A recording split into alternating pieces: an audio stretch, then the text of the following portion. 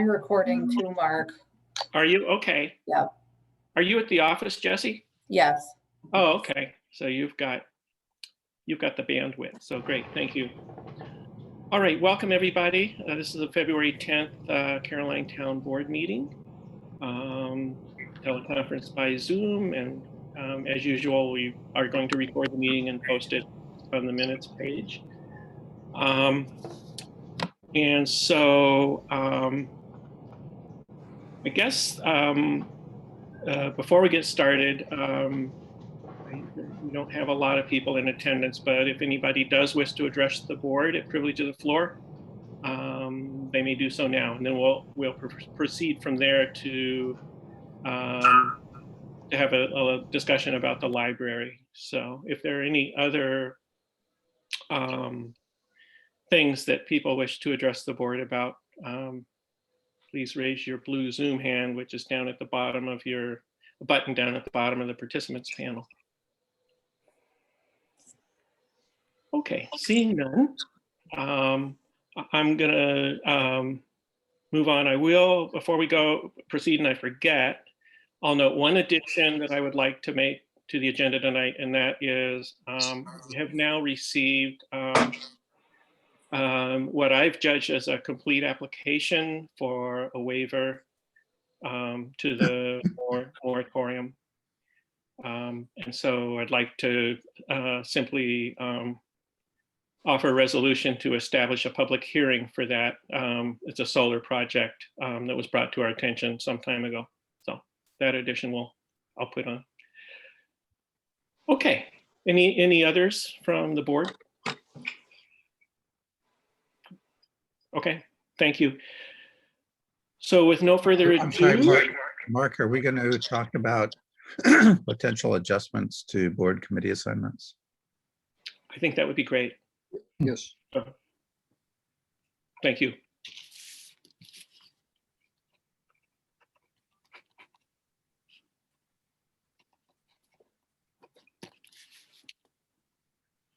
All right, so so now let's have a discussion about the Caroline Reading Room / library. And Mike Moran is here. Welcome, Barbara. Mike. Barbara is here. Yeah. Oh, okay. I'm Grandma. I was waiting to find out who that was. Okay, thank you, Grandma. Thanks for joining us. So comfort that you're here. I love the sweater you knitted me, Grandma. So thanks for joining us, both of you. So I know that the library, I guess I'm going to turn it over to you, and whichever one of you would like to describe the current state of practice and for COVID protection in the library, please go right ahead.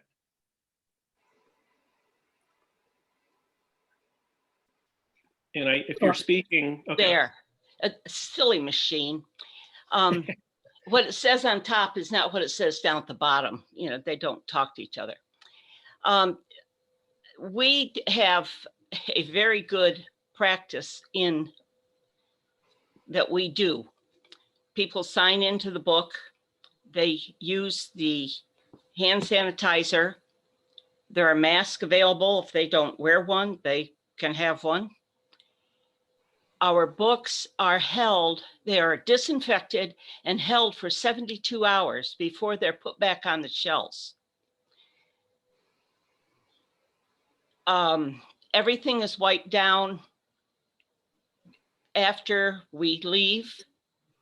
The computers are wiped down, the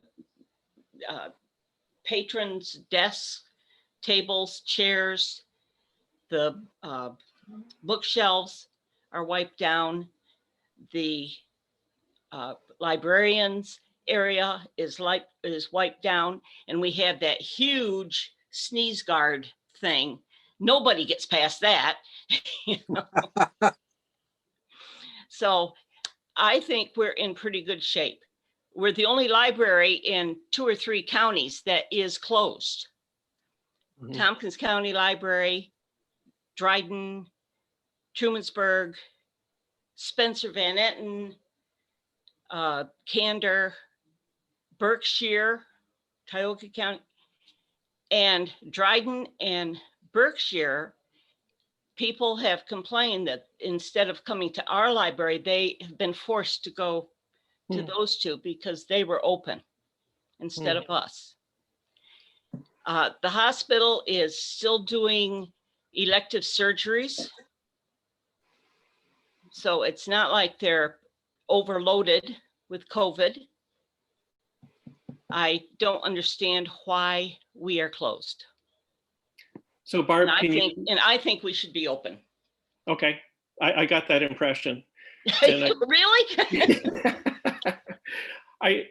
Can you describe about how many people are typically in the Caroline Reading Room and how long they stay? We usually, if even someone comes in to use the computer, they may be in there for 10 or 15 minutes.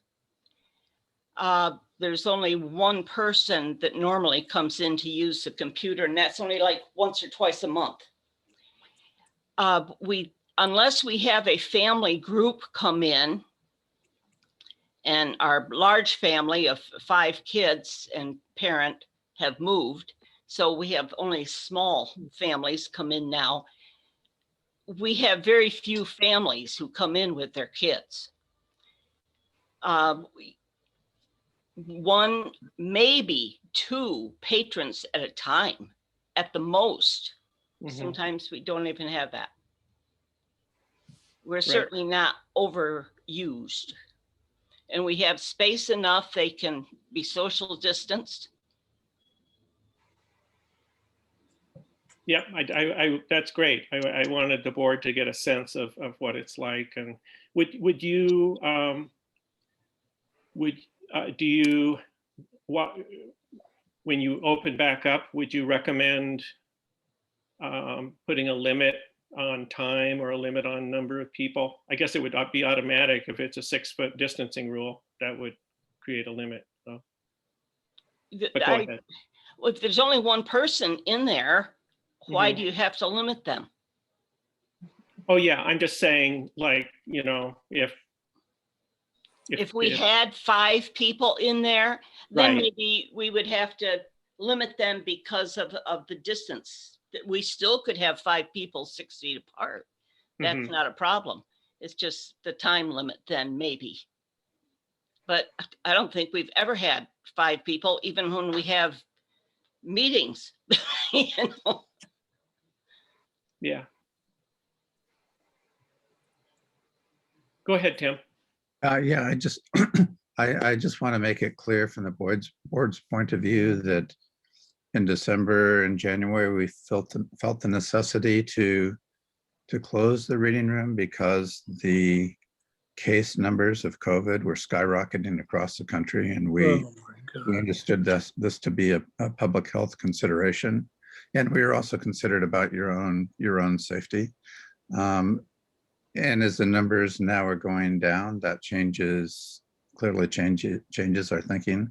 The one thing that I was just wondering about is whether you mentioned that you had masks that you could offer to people who did not bring them. Are you requiring everyone in the room to wear a mask? Yes. That's wonderful.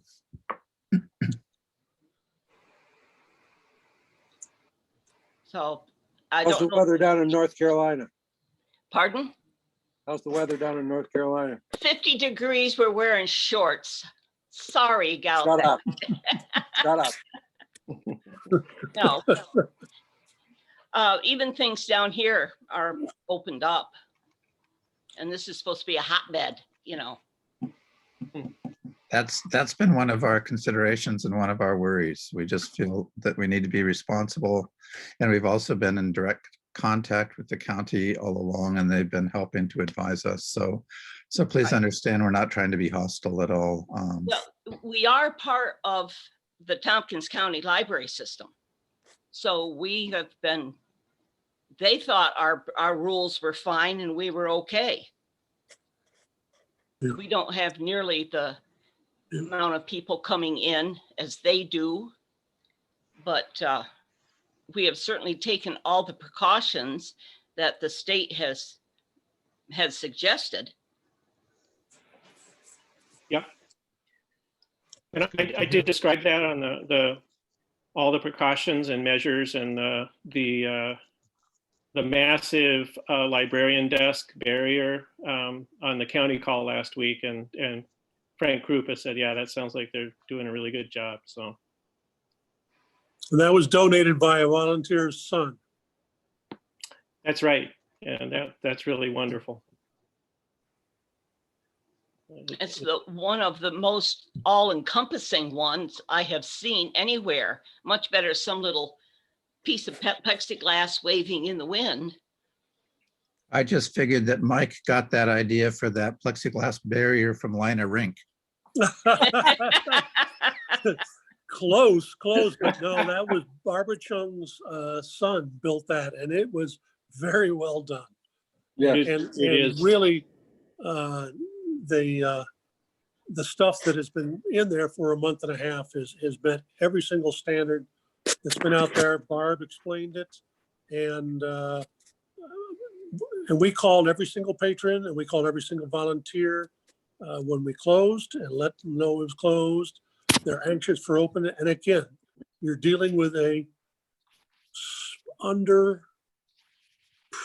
underprivileged. It's Maybe underserved, Mike? Underserved. They don't have broadband, they don't have cell phones, they don't have laptops. They enjoy books and videos, and it's a comfort during this time. And it's a shame that we're holding off on it. so can I make a resolution? Can I make a resolution that we reopen the library reading room for the town of Caroline? Yeah, I was going to suggest the same thing. I mean, I think we closed it for reasonable concerns, but I think there are certainly evidence that perhaps the library's gone above and beyond the standards of being safe, which is commendable, and Yes. numbers are moving in the right direction. So I could certainly support that type of resolution. Thank you. Are you seconding Cal's? I will second Cal's resolution. Yes. Okay. So with that, now I'll call for more discussion if anybody has anything to say. I don't think that anybody that was contacted that's on our list of users that has signed into the book has had a problem with COVID. So it's That's not good. like anybody has been exposed through the library. Yeah. No, yep. And so, yeah, and I'll just point out when in the spring, whenever it was May, when each department made a reopening plan, the library did the same thing. So they have process in place. So Mhm. great. Okay. Well, I'm ready to call for a vote. So all in favor of opening the Caroline Reading Room? Aye. Opposed? All right, we've opened it by formal resolution, which I don't think we ever closed it by formal resolution, but it's now open. So, and As of tomorrow? sure. Yes, Uh, it'll be open What- tomorrow. We will have to contact the volunteer, and we will open it gonna say. as soon as possible. And we will contact our volunteers and our patrons. Or- Great. yes, Wonderful. As, you. as soon as practical. Yes, Yes. Great. thank you Can I very, very much. Can I And I- take 5 seconds to thank John and his wife for the wonderful reading of Vietnam veterans' letters at the Cuba County Vietnam Veterans dedication this past summer. It You was were there, beautiful. Mike? Yes. Oh, Yes. thank you Our for being whole at that. our Vietnam veterans group was there, and I didn't get a chance to wave, and you wouldn't have recognized me anyway, but that was wonderful. You took the time to do that. Appreciate it. Oh, well, thank you so much for saying that, and so glad it was meaningful to you. Appreciate that. Okay. All right. And the other thing is the history club down at the Brooksondale Community Center. That has been wonderful. Mm. We appreciate that being on Facebook. Okay. Great.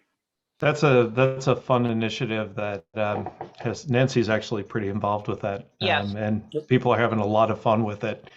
And so if anybody hasn't seen that Facebook group or been to one of the safe, socially distanced meetings, it is quite a joy. Cool. Thank you very much for including us. Thank you very much. You're welcome. And Barb and Mike and Gail and all the other librarians. And I just want to say thank you so much for everything you do for the reading room. It's a great resource for the community. Thank And you. for advocating for people who don't have access. Appreciate that as well. Yes. Thank you. Yeah, you're very welcome. Thanks. Good night. Good night. Thank you for coming. Good night. Great. Okay. Thanks, everybody. Mark, I think Catherine has a question. Oh, sure. Yeah, it's okay. Thanks. I'm wondering when the last time was that this is really like moving to hear about the reading room, and like what it means to people. And I mean, to be honest, I don't feel like I know a whole lot about it. And I don't know if other people in the town might feel the same way. I don't know when the last time was that any sort of just a general exposure about it was either, presented at a board meeting or put in the old mill or something. I just wonder if this is like an opportunity as it's reopening to just share a little bit more about it. I mean, I'd be curious what the utility, has been, and it's great to hear how important. I don't know much about it, so I'm sure there are other people who fall into that category. Yeah, it's a good point. We definitely want to put out an announcement that it's reopening. And I think Mike and Barb have left the meeting No, bummer. Like, to enjoy their evening. But I can circle back to them because they, I might ask them to compose something or, what they would like, that could be, like you say, informative or whatever. But like while it's reopening, like hey, did you know? Yeah. About the reading room. Yeah. Yeah, it seems opportune, right? It does. That's a good thought. So. I think Catherine also had a good suggestion about maybe having the library just present maybe in April or something, just to, put it again on the radar of people. And Yeah. I feel like I'm pretty up to speed, but I'm sure there's stuff about it that I'm not aware of. And it's always good to get a refresher, even if. Okay. I will just point out, I was going to mention it during my board report that we did. I thought I scanned it and sent it, but I may not have. But anyway, we did get an annual report from Gail for the library, and also from Barb for the History Center. Yep. So those are very nice. So yeah. So if you didn't get those, let me know and I can resend. I think it brings up Thanks the for what point I'm of just, asking for. That's fine. I think it brings up the point of just a sign out by the road that just posits Make it Town more of Carroll- noticeable. Town of Caroline Town Hall, Reading Room, Court, that just delineates, what this site is. Bar and grill. Yeah, well, the library has a sign that makes it look like a kitchenette or a restaurant. If only. But that's something I agree. And so, yeah, we've been, now that the grounds project is complete, I think that's the next step to maybe think about good signage. We removed one that was over there on the east side of the parking lot, and Barry let me know that was there's a little garden there, and I guess that was a Molly Adams project, so I didn't realize that. But I actually didn't like that sign there because I thought it blocked visibility pulling out of the parking lot. It did. But I think we, maybe signage on the other side where we have all that lawn, something there Is that what you're thinking? Yep, we can do better. And I know I tend to be kind of a Luddite, but you know, like, but they do. Somebody has suggested digital signs that could, you know, you could announce board meetings and whatever, public hearings and all kinds of stuff like that. So, That would be a subject for discussion, especially since it is something that was discussed by the task force and included in the revised site plan review regarding commercial electronic signs. It's just okay, something we might want to think about for the town. okay. They were recommending it as something we might want to think about. Might not want to think about. Oh, okay, okay. And I have the same, you know, reluctance. So, yeah. Okay, but I do think, you know, having, you know, we are due to have some signage that clarifies where the town offices are, where the history room is, and the library. A nice sort of around the corner thing would be wonderful. Kind of delineating that that's essentially where town government is and other things. So what do you mean? Kind of where the What do you mean rocks by were around- before they were removed. You said around the corner, John? So you know where the rocks were sort of piled at the beginning of the year? Yeah. Sort of a thing that kind of went, I don't know if I can see it clearly in front of me, but sort of that bends around. It says Town of Caroline and sort of, which things could look very nice. Okay, Offices, town court, town reading room. Right. Yep. great.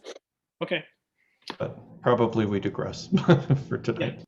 Signage in keeping with rural character. yeah. That's why it's not a magnetron. Right. I draw the line at the Jumbotron, Cal. Or jumbotron, yeah. That's the word. I'll stop now. Yeah. You can get your taste of that kind of thing when you attend the Association of Towns meetings at Times Square. So I will just, I sent out my board report a couple days ago. Yep. So if you have any questions, I'll just quickly, Will Lawrence did send some information on some workshop series for age-friendly, from the Age-Friendly Center for Excellence. And the first one's on the 17th of February. So that's something I should probably forward that information to the planning board as well. We got a second COVID-19 reimbursement from the Comp Alliance the other day of $1,400. So that was nice. So they're recognizing the fiscal stresses for small municipalities and returning some of their excess funds. And then for the Watershed Committee, there's something exciting happening, a presentation. Kristen Heichka took the initiative on this. And so Dr. Leanne Kanda from IC, who's been studying spotted salamanders on Thomas Road, is going to give a talk during the February watershed meeting on the 23rd. So that's on the town calendar. And we'll send out a town announcement for that. That's been widely publicized. And so it is being hosted on Kristen's Cornell Zoom account that can accommodate 300 people if we should get a large audience. So I'm excited to learn about salamanders. And the Watershed Committee, this sort of came up in regard to whether there are practices or measures we could take, programs or whatever, to protect the salamanders when they do their annual spring migration, which is at the first warm spring rains. And then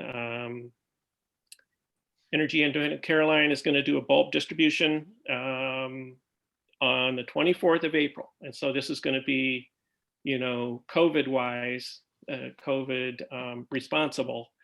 And so it'll be individual cars, units going out and doing curbside or doorstep drop-offs.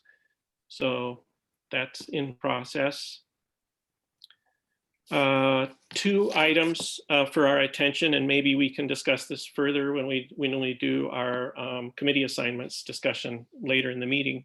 Broadband TCOG is forming an advisory committee to the county for the Southern Tier Network Fujitsu study, the countywide study that Irene was involved in last year, and we're contributing $5,000 to the county to support that effort. So we do want a representative from our town to sort of to be able to provide information if needed for a particular municipality and provide information back from the working group to the Caroline community, as I understand it. And then the other point of interest is, well, we heard from Terry Carroll about community choice aggregation. So that initiative is proceeding as well. So that's my report. Any questions?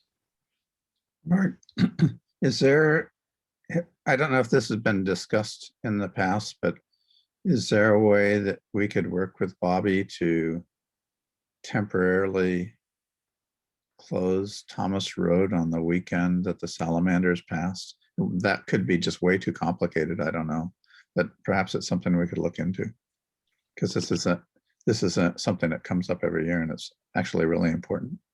Totally Sure. advocate for that.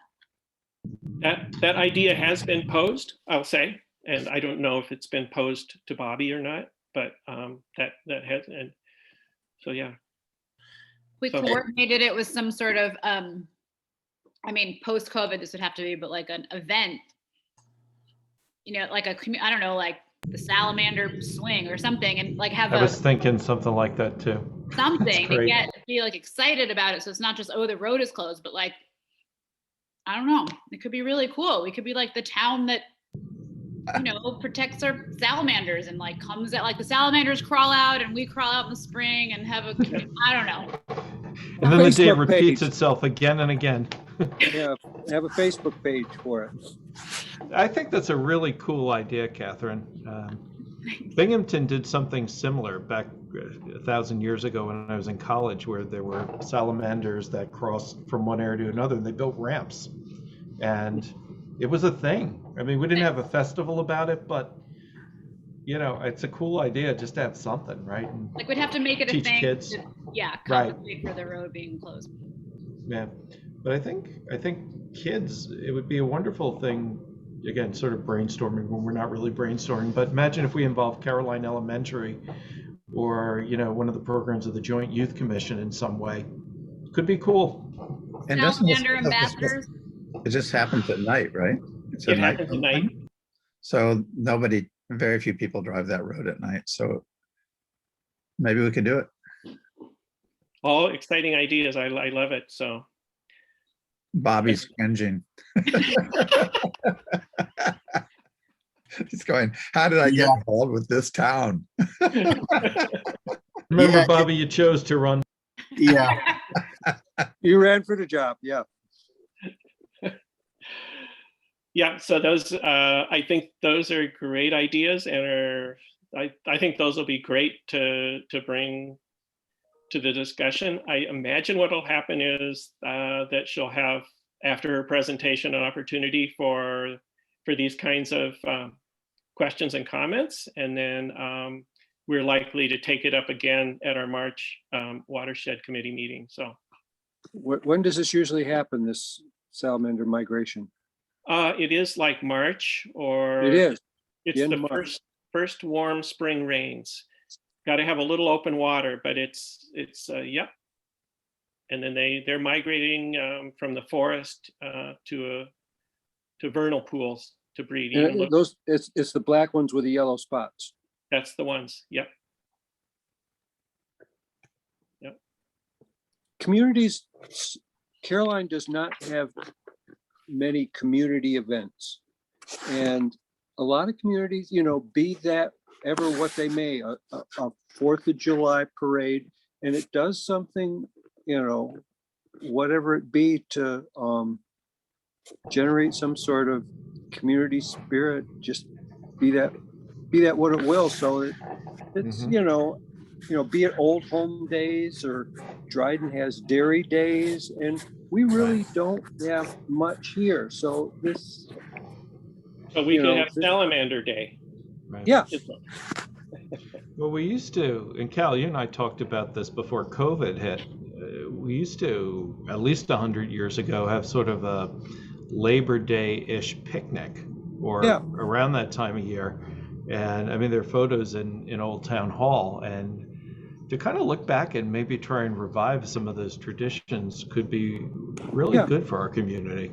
yeah. And it's just, you just have to have an event to hang it on. Right. Cool. And if it's something eclectic like this, it might actually, Catch on. Yep. Yeah, I Yeah, like the idea. Let's do I'd stay out remember there the all Apple night. Festival. Let's not forget the Apple Festival. That's you're right. right, Tim. Yeah. Apples in the fall, salamanders in the spring. Yeah. There you go. I mean, I love it. Practically writes itself. Cool. Very cool. Okay. I'm excited about that. I think that'll be an interesting talk. And You can have a I mean, salamander count. and yeah, and you guys are all aware of those little like suitcases that sit on the sides of Thomas Road for all these years. Those things are monitoring, counting salamanders as they cross the road. So they've got to have a lot of data. So I think that John Confer started this I think back you in the did. day. So That sounds right. yeah. Cool. Very good. All right. Any more questions for my report? Great. Well, thank you.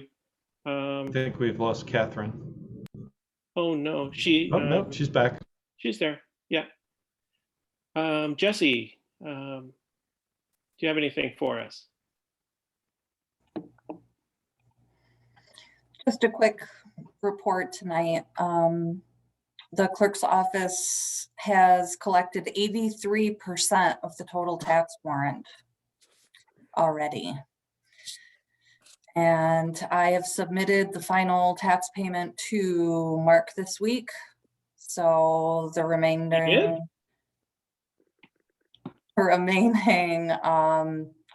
monies obviously goes to the county when I stop collecting after April 1st. That's why you don't look tired. Yeah, I've got a cool little summary that,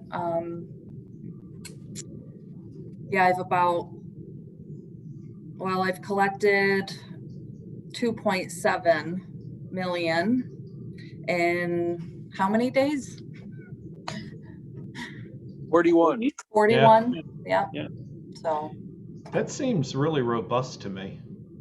Yeah, I was trying to remember, I didn't have a chance today, but when I did the reporting today, I don't feel like I was anywhere. It was just 2.5 weeks ago. I was only at 35% of total collection. It's 83 as of today. So people were able to pay. It makes me feel good that people have been able to do it this year and much more than I anticipated. So That's good news. yeah. Yeah. So that's it for me. Cool. Thanks, Jesse. You're welcome. Mr. Spencer, Bobby Spencer, are you there? I'm here. Hey. Not too much going on other than it finally quit snowing for a couple days, hopefully. Yay.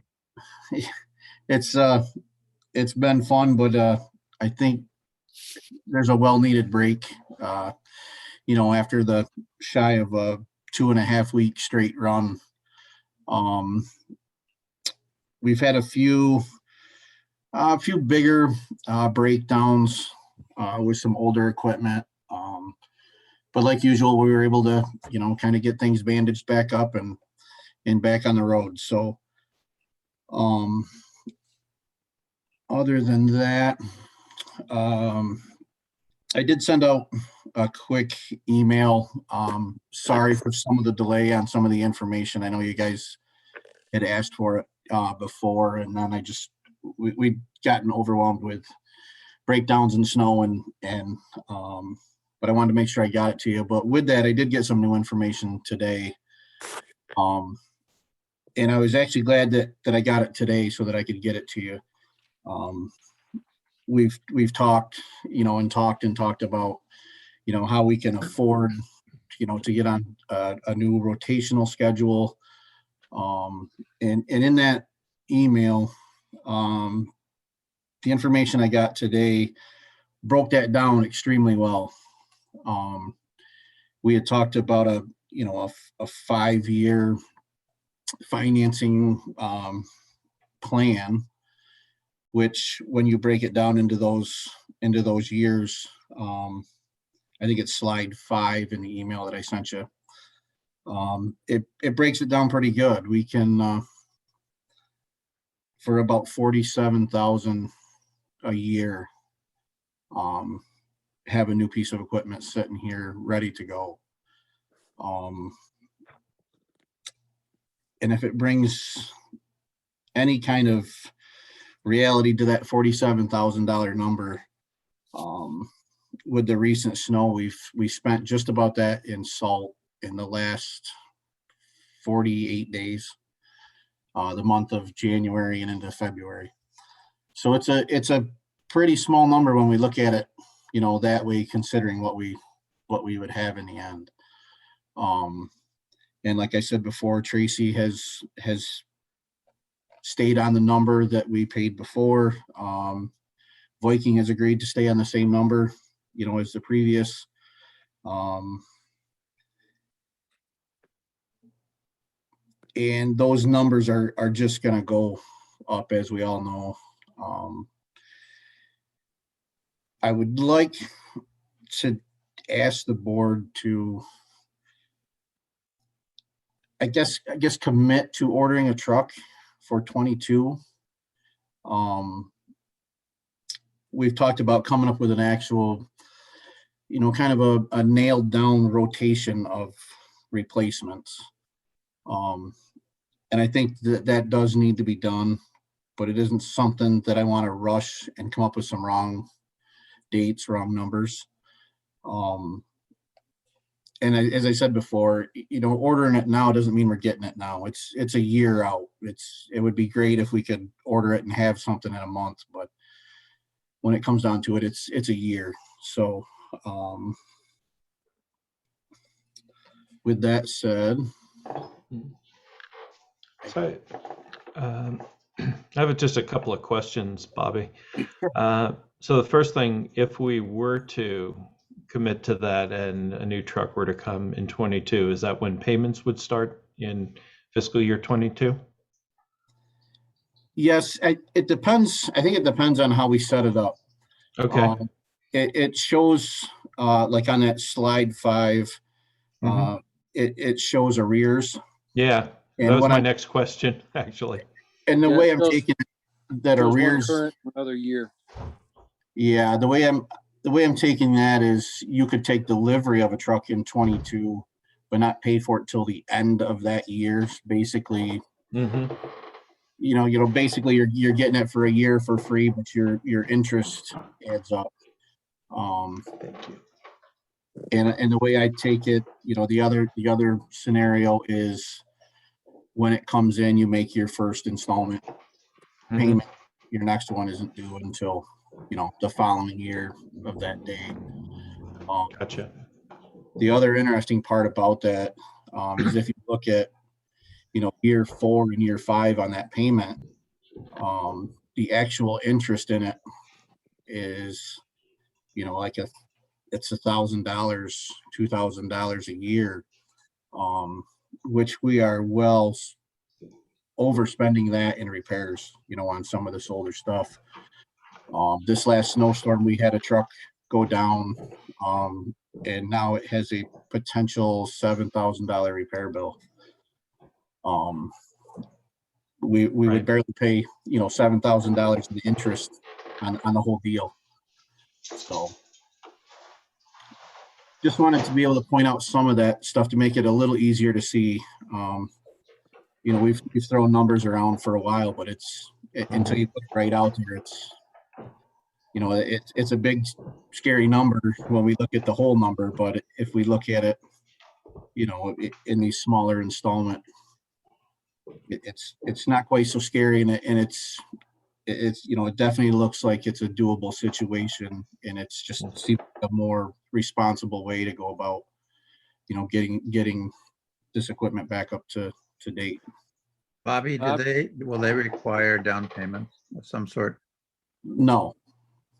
So your installments, it's simply those 5 installment payments. The nice part is the rates have gone down quite a bit from last year, you know, surprisingly. So last year we were looking at like a 3.5%. Wow. Down to like 2.4 this year. So yeah, and again, I think it's just the way you set it up. We could look at it as, you know, if the first payment would basically be your down payment, and you're just following up on those last 4. I don't know as if it's something that we would want to set off, you know, for a year on paying. Doesn't really seem to make a whole lot of sense, really. But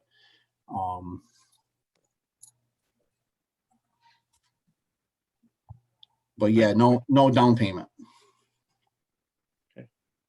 So if we were to, Bobby, if we were to try to commit to starting this process like real soon, how reasonably soon do you think it would take for you to get together some kind of a replacement schedule beyond this truck, so we can understand how further replacements are going to layer themselves financially and that sort of thing? I don't think it would take too long. I've sat down and I've done it a few times, but every time you change one little, you know, narrative in the whole situation, it changes things completely. But I think we can sit down and figure out if it's something that, you know, we come up. I think the initial part is the hard part. You know, we're so far backwards at this point that in the beginning it's going to seem a little overwhelming, but once it's caught up and things are here and they're new, we'll actually be at a point we've never been at. Like I mentioned before, we've never had the option, you know, to sell anything in 7 years when it's out of warranty. Right. You know, we just got rid of her. Tim, in the other municipalities we've talked to, just, you know, the numbers are scary, but your cost per mile goes down. Oh, I don't think the numbers are scary at all. I think they're fantastic. It's just that we have to figure out how many trucks we can carry at a time on this amortization schedule, right? So if we roughly figure each truck is going to be 50K, what is it, a month or a year? 50K a year, you know, I mean, roughly, if we were to do it based on prior practice, that would be no more than 3 trucks at a time, right? If you figure that would be overlapping, say 150K. We just have to figure that out. That's all. Right. I think that's I agree. I mean, I think this is very, I mean, I've thought all along that this installment purchase plan, I'm trying to think of the right word for it, anyway, is something that can really help us. But I agree that we need to, and I'm willing to help, you know, to pitch in on this. So to see what it looks like when we stretch it out. I mean, so I think we can get, we don't have to know what exact numbers are. We have to know kind of what the landscape looks like going out. So I'm, you know, maybe one of us can reach out to Ed Fairbrother in Big Flats and see, you know, what did you get for a truck after 7 years or whatever? See, to kind of figure out how we're going to space them and what it would look like for our budget. The, Bob, do you think at the end of the life of the core truck, would we let the snowplow equipment go with it too, or try to recycle that onto another new just truck? I would personally say that after 7 years, The whole thing goes? the whole thing should go. Just model years change. You know, it may be, that may work fine for a couple years, but then, you know, these dealers decide that they like this look and go with something completely different. And then, you know, we're buying some plow equipment we weren't necessarily planning on buying. If we just plan on buying it from the beginning, then we know it's not a big surprise. And then all those wearable items are gone. The older stuff that we have now, most of that's actually been, you know, rebuilt 2 or 3 times. Just the pins are wore out. We have to rebush everything. And, you know, some of that we're able to do in-house, but again, the nice part, you know, with this and trying to get to this 10-year turnover, is that it's not only saving us in repairs, but it's saving us in labor and time spent, you know, in the shop when we could be doing other stuff. Well, also to the rest of the board, there's this whole issue, I don't know how much you're aware of, it's called right to repair in the newer equipment, which is cleaner, safer, and more efficient. But things have become so computer controlled that, and it's proprietary information software on the part of the manufacturers, that the older vehicles that we've been able to work on, the newer stuff is not going to be something that a small highway unit like ours is going to be able to work on. If it gets traded off to a larger municipality or maybe to the south where they just need occasional stuff, they've got a large enough shop, they can afford the, well, what do they call it? Just the, I mean, you can buy the software to work on them, but it's just, it's way beyond the means of our highway department. So, you know, just going forward, what this equipment we've got and what, you know, it's not going to be something the guys are going to work on. I mean, yeah, they can change bushings and snowplows and things, but they're not, you can't even get to the injector pump on a new diesel engine. Hey, Bob, didn't Laura say, and this might be worth following up with her, I think they actually do that where they, you know, they take the clothes off of the truck, and, you know, they rotate the trucks and keep the blades or, you know, the amenities and move them to the next vehicle. Isn't that what she said? I think they do to an extent. Up until recent, they've had multiple different manufacturers. And as of lately, they've gotten, they're trying to kind of pair themselves with one manufacturer, which is great on one hand, but not so great on the other. And I hate to put it this way, but sometimes if you get one lemon, it's easier to deal with one lemon than 5 lemons. And when I say that, they had Mack, they had some older Western Stars, they've had Internationals. They are capable of taking care of some of it,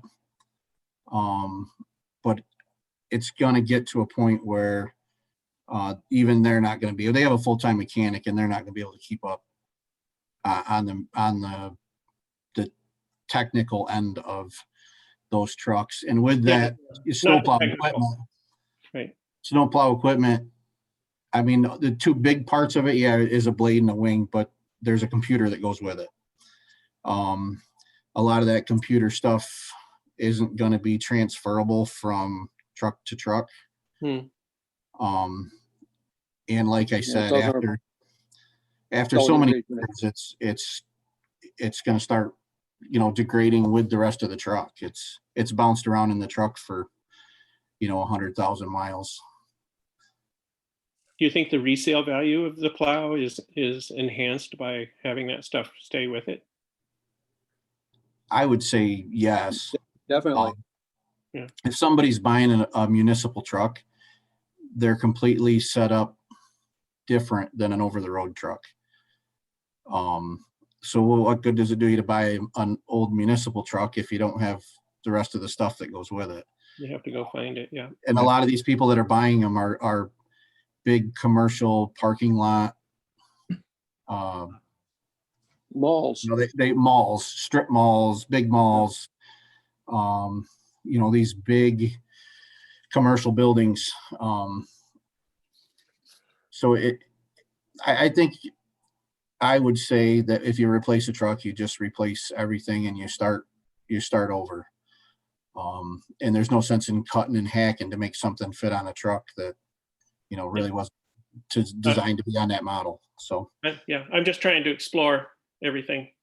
we do it on our smaller ones, Hmm. like on the 1 tons and the smaller trucks we have. We do keep the sanders for those trucks, unless we have some big issues. But they're pretty simple. It's, they're all electric. They're, the big trucks, everything is plumbed hydraulic, and it's kind of a different animal. But we do keep the stuff for the smaller ones, and we're just simply replacing a truck and maybe a plow at that point. But as far as bigger trucks, I would say by the time we get to where we can rotate them out on our current schedule, that they're pretty wore out. So it would be different, I guess, if we got down to a real small number. If we were overturning trucks in 3 or 4 years, then yeah, sure, we can keep some plow equipment. But if we're up to that 10 years, that 7 to 10 year mark, I would just say start over. Okay. The good thing is that regardless of what we do, that's not even a decision that we need to make right away. To start. And I'm personally would be very comfortable with committing to do 1 truck next year if we're doing it this way with this kind of 50K payment anticipation. And, Bobby, if you get the replacement schedule worked out, maybe it would be good for us to do 2. Who knows? But right now, I would be very comfortable with just saying, let's commit to going ahead with the truck for next year. Personally. Me too. Yeah, go ahead, John. I was going to say, I'm leaning in that direction as well. I think one of the things that will be helpful for sort of long-term capital planning is to gather some data of what we're paying in repairs, like, maybe going 5 years back. I feel like when I do abstracts, it seems like we pay a hell of a lot in repairs compared to what we could be investing in newer vehicles and, not driving them into the ground. But I think seeing that sort of that hard data between what we would pay for new and what we've been outlaying in repairs would be very informative in terms of how far we could go in terms of replacement down the road. Yeah. And how quickly. And like I had said before, we started doing that. It had never really been done quite like that before. It was always kind of a bigger number, but it wasn't, truck specific. So we've narrowed it down, and yeah, the same truck that we're having trouble with now, right before Christmas, we had a $4,800 repair bill. So, and then here we are again about 45 days later, with a potential $7,000 repair bill. Right, so you're up around 12 already. We're Well, we're at 12 already, and if we were to sell that, tomorrow, we'd never get our money back, so to say. Not that we get money back on repairs, but just the point that we're spending more on this truck than it's physically even worth. It's a question of the repair tracking, because that truck should have gone 10, 12 years ago, because it's just been one repair bill I don't know what we've spent on that truck over the last 20 years, but I'd say it's probably 3 times what we paid for it. Yeah.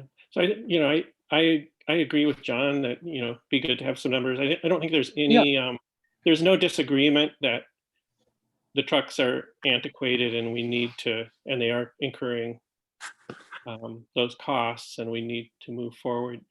I guess I don't know, I'll just throw it out there. I would like to look at the numbers more carefully. I agree that 1 truck seems doable.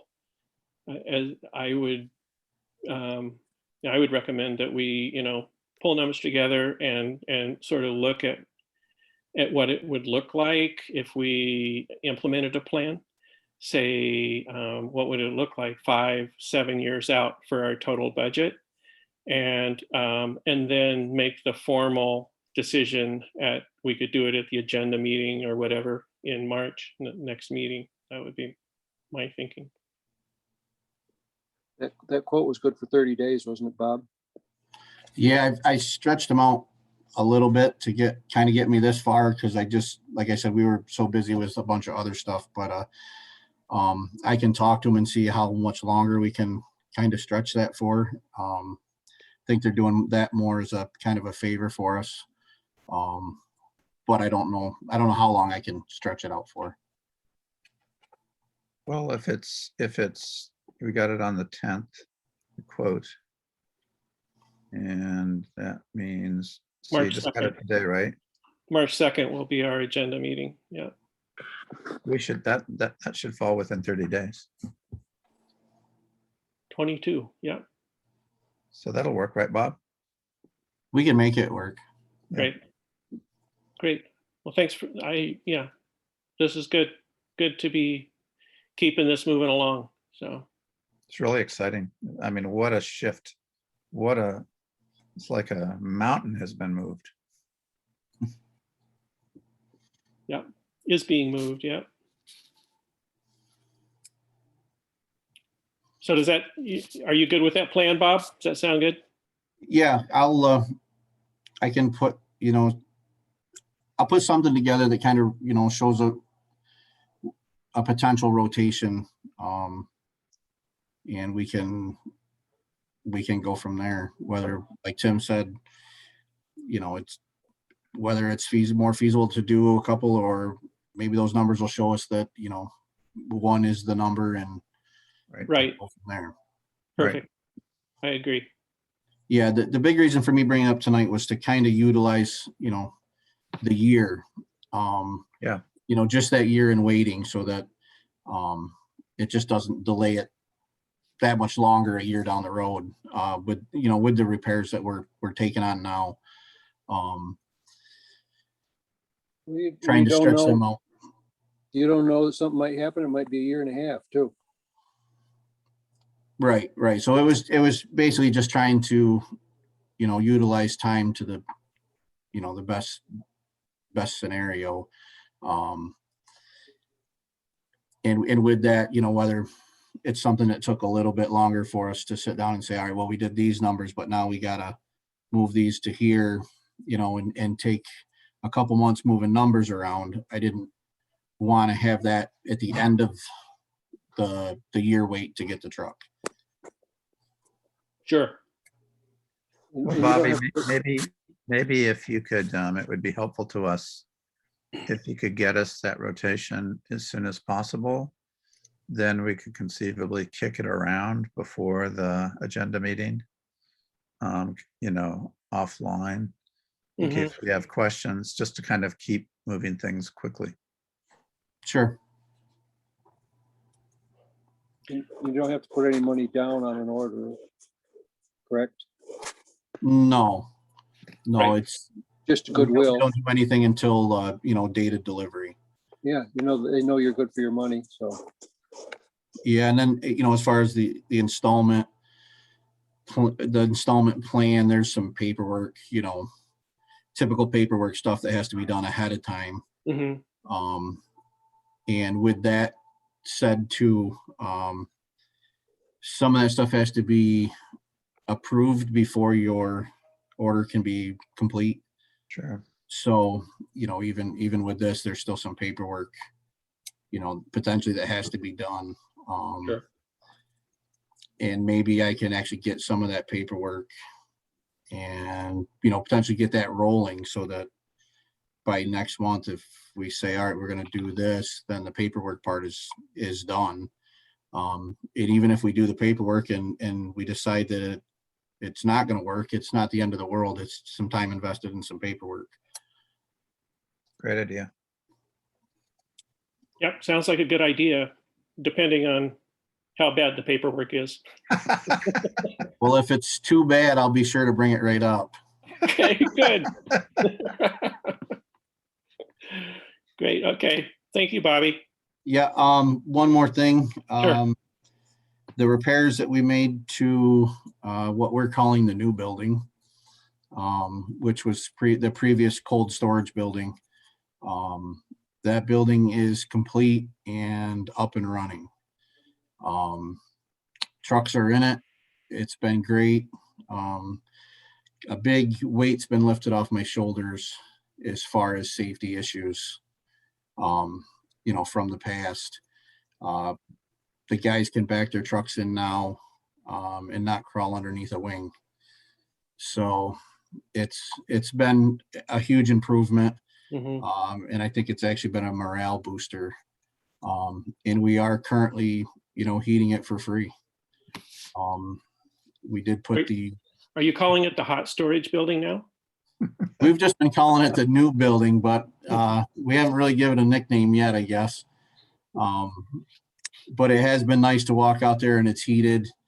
And moving forward, that building may be able to be tied into a future highway barn.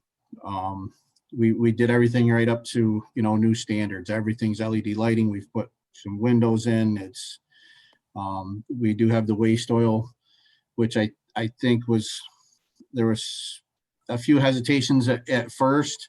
But to see the thing run and you can't even tell that it's running, is absolutely amazing off recycled oil. Yeah. And like I said, we're heating it for free. Yeah. So That's a super good move, Bob, to get that building, to get those other trucks over there. So thank you. That's great. yeah, and a few more little things, and I think we, building wise down there, I think we'll be real good. There's a few more little projects that I think we have to tackle for some safety reasons. But now that we have a place to get rid of our waste oil, the old spot where the waste oil used to be stored, we are actually going to turn into a room for the diesel fuel operated pressure washer, which currently is in the truck bay and has zero exhaust. So, regardless whether we get a new building or not, the pressure washer needs to be put out into a separate room and vented properly. So, I think that's our last, little project to kind of being up to speed and safety wise. So. Super. That sounds great. And I think that's it for me. Okay. Thanks, Bob. Mention about the Thomas Road real quick. I think closing the road is something that's possible, but keep in mind that Dryden does own the other half of that road. That's a right. good point. Yeah. We'll close our half. Yeah. Oh, he's gotta work Not that with it- Dryden. You just Not gotta that it work can't with be done. Dryden on it. We'll just have to work with them a little bit. And we'll see if we can make something happen. Great. Thanks, Bob. I'm sure that'll come up in the discussions. And so cool. Very cool. Maybe Jason wants to join Salamander Fest. You've already got it named, John. Yeah, it's a working title at best. Yeah. Okay, very good. Thanks, Bob. Great. So Dan, County Representative Dan Klein emailed us earlier that he can't attend. The legislature is is mobilizing the funds that were committed to support build out of broadband in Caroline. So they committed $15,000. I was You're gonna told have your interest? yeah. So they committed that as I think that was done as Frank Proto was leaving the legislature, and sort of might have been Yeah. a final thing there. But anyway, that I think Irene and even Gary Reinbold, when he was on the board, worked with Hafele for that arrangement. And so round 2 and round 3 have been built out by Hafele, and our contribution, we have a 10% contribution to construction costs. So that money will go towards that. There will be actually almost $5,000 left over. And so we committed $5,000 for the county project. So that will be, funneling back towards the county, that portion. But so that's what that's all about. And I have a question about the broadband. Is it okay Sure. time to ask? Go Is ahead. there an up-to-date map of any kind around who's, like, what territory is where? Like, where's Hafele? Where's everybody else? Just so people have a sense of like what the landscape is. We do have some broadband maps. I don't know if we have them where it's laid out by provider, but we do have some maps that I can share that show coverage areas. But it seems like over the years, somebody gets a little bit of this and somebody gets a little bit of that. And somebody trades this for that. Yeah, I mean, my understanding is they can go anywhere they want, but they have some areas where they can get grant support to do it, to support. I don't know. So and exactly what you described is why I'm, naively perhaps, but I'm pretty excited about this county middle mile thing, that I'm hoping will be a comprehensive solution to this aggravating problem that we've been struggling with for so long. Yeah, coordinated solution. Mark? Yeah. Just kind of an update, as far as Spectrum and the Bald Hill project. I think we kind of have the old project about straightened out.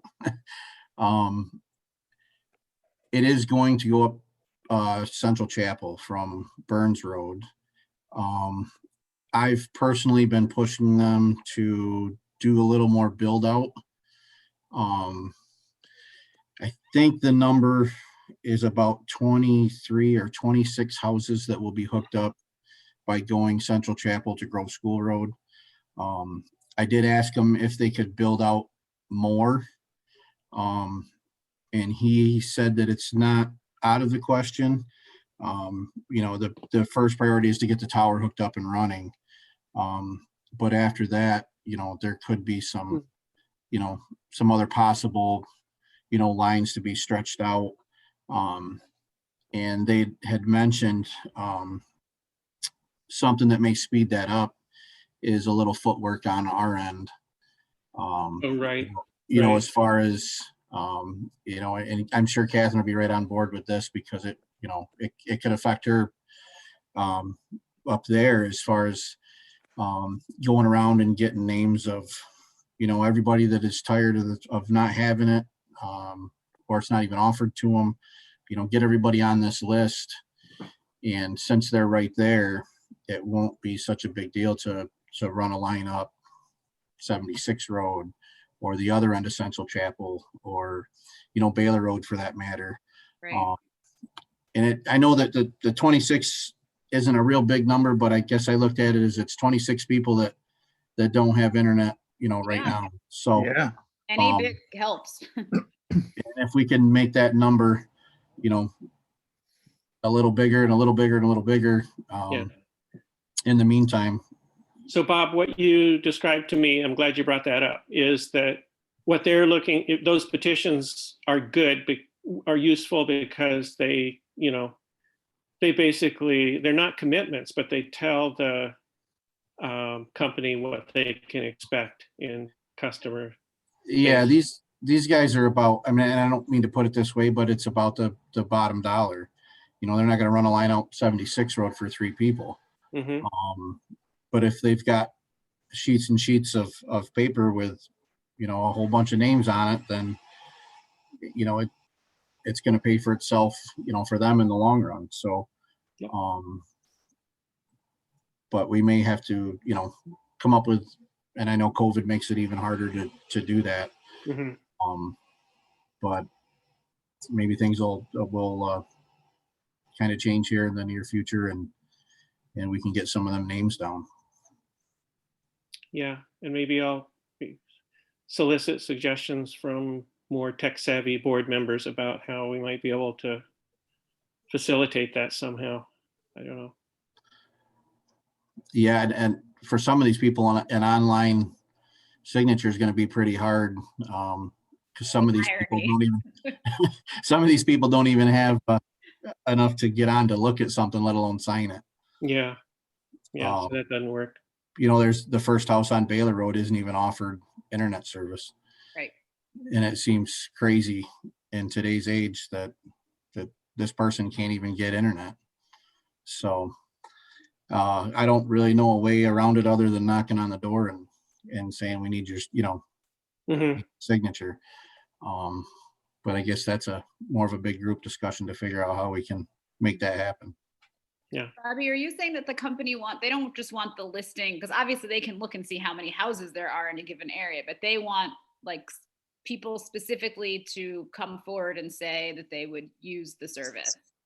Yeah, and I don't think it's locking them into anything, Right. but I think they're just looking at potential buyers, so to say.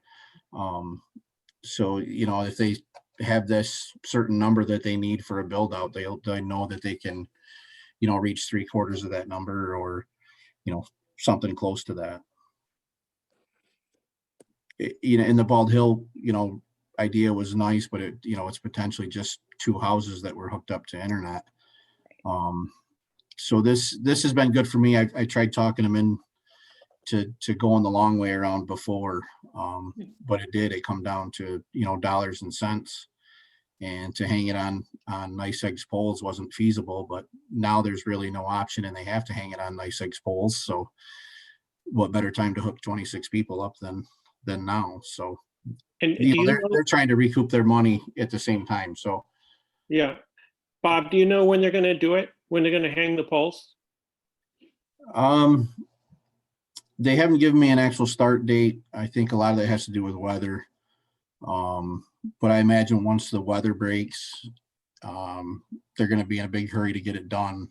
I think that tower was supposed to be hooked up, if I remember, a while ago. So I think there's, some fines involved for not having it hooked up. So I think they're in a hurry to get it hooked up. So Okay.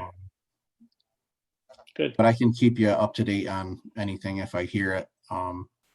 We're just trying to button up kind of the remaining parts of that project on Bald Hill. That's really great, Bobby. Thank you. Yeah. Huge So big shift. just to follow up on that, you're just overseeing the sort of pull out from the Bald Hill Road by Spectrum? So it turned into a big kind of a lawyer dispute, and I kind of had to step in and say, basically, I don't really care what either lawyer has to say. This is what I'm saying, and this line has to stay in this certain spot to protect the road. So I've kind of had to step in to make sure that a certain amount on the hill section of the road stays in place, so there's not a 7,000 foot wormhole from the top of the hill to the bottom of the hill. But there is certain parts in that project where they are going to be pulling the conduit and the vaults that were installed. So it's come down to, some maps and making sure everybody's on the same page, and I've kind of gotten to be the middleman between homeowners and Spectrum on this deal. So Mhm. Right. just trying to get that buttoned up, but I think that'll be buttoned up here pretty soon. It's a lot of work Great. for you. Super, thank you. That's great. All right. I'll move on. Any committee updates? Planning meets tomorrow night. Yeah. 5:30 to keep working on the solar siting. Thank you.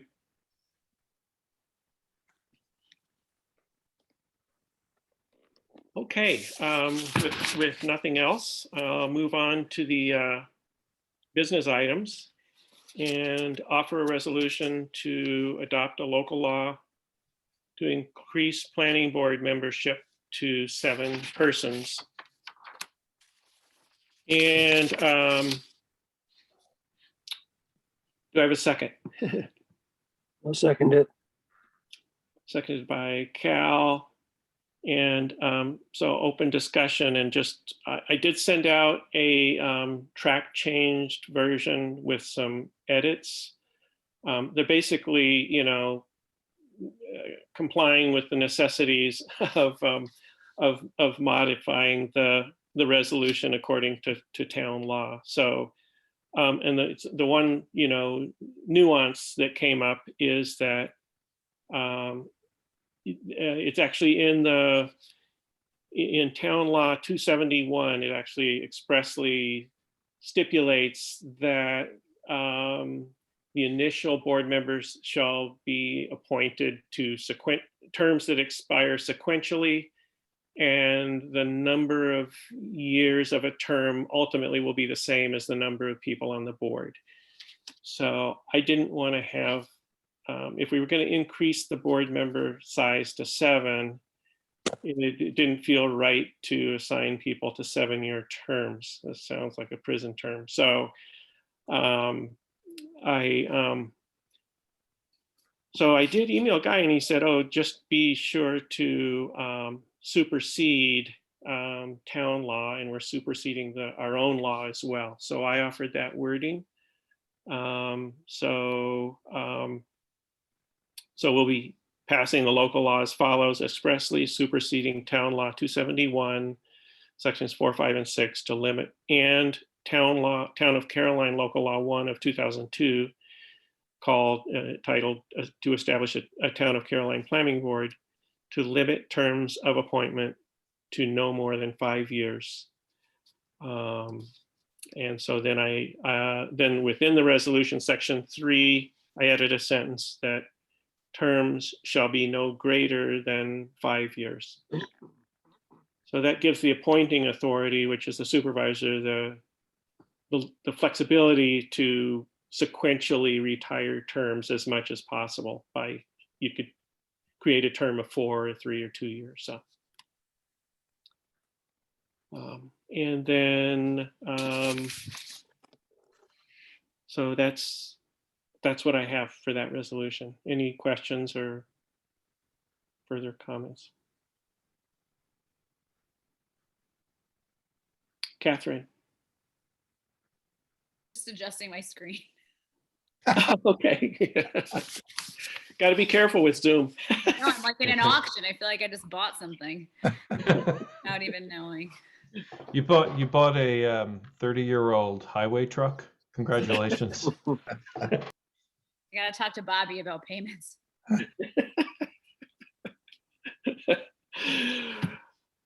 So if there are no further questions, I'll call for a vote. So all in favor? Aye. Aye. Aye. Opposed? All right, the planning board membership is increased. Another nuance is that a quorum will now be 4 persons. But I did discuss this with Bill, and they vote on stuff officially very seldom. And when they do, they'll just have to be sure that they have at least 4 members present. So, okay, I will now offer a resolution to form a Town of Caroline zoning commission, Second, seconded by Tim. And I will open the floor for discussion or comment.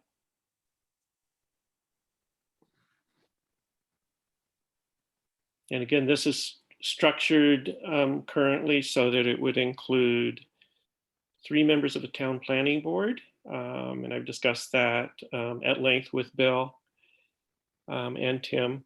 And then there would be 4 additional at-large members.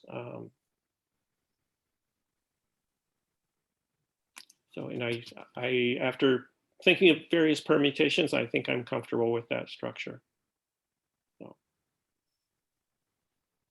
any other? based on how the task force worked, which ended up being basically 7 plus town board member and a planner, that I think that that's really a reasonable number. And we found when we started out with the task force and it was a little bit bigger, that for the amount of time we had to work, it was actually potentially unwieldy. So I think this is good. Great.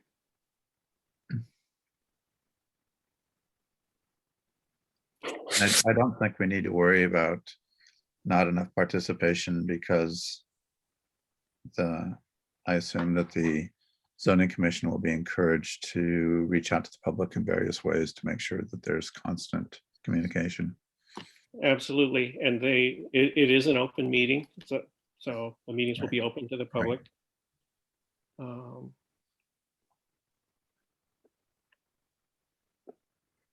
I'll offer one wording change actually, now that I happen to look over at it. And it's in the very first paragraph. Suggest the final clause be consideration of a zoning plan appropriate for Caroline.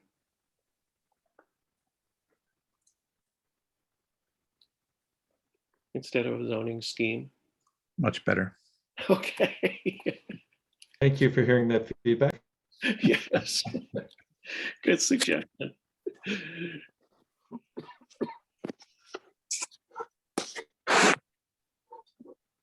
Themes are what happened behind the scenes and plans are what happened in public. Exactly.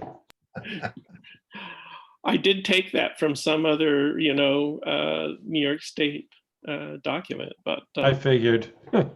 New York State always being the great wisdom of appropriate and precise language. Yeah, it's definitely loaded, so I get it. Great. Any other comments or thoughts? And there was also, I think you added in, Mark, there would be a resident of the town of Caroline. Yes. Yeah, I put that in that's a good point, Cal. And actually one thing I'm noticing here that I meant to, I botched that. So,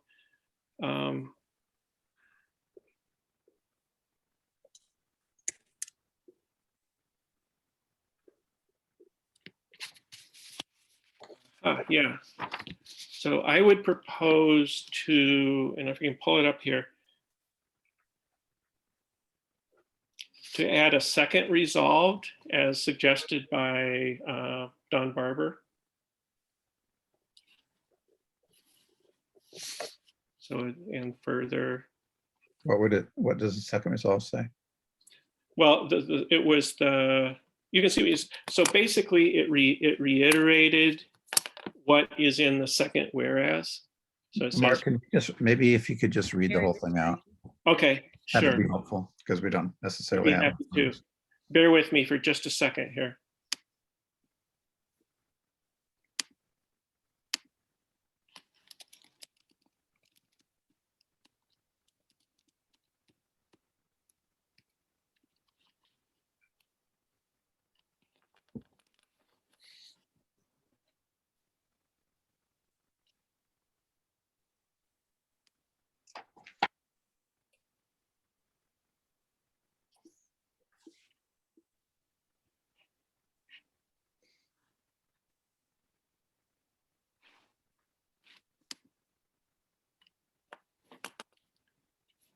Okay.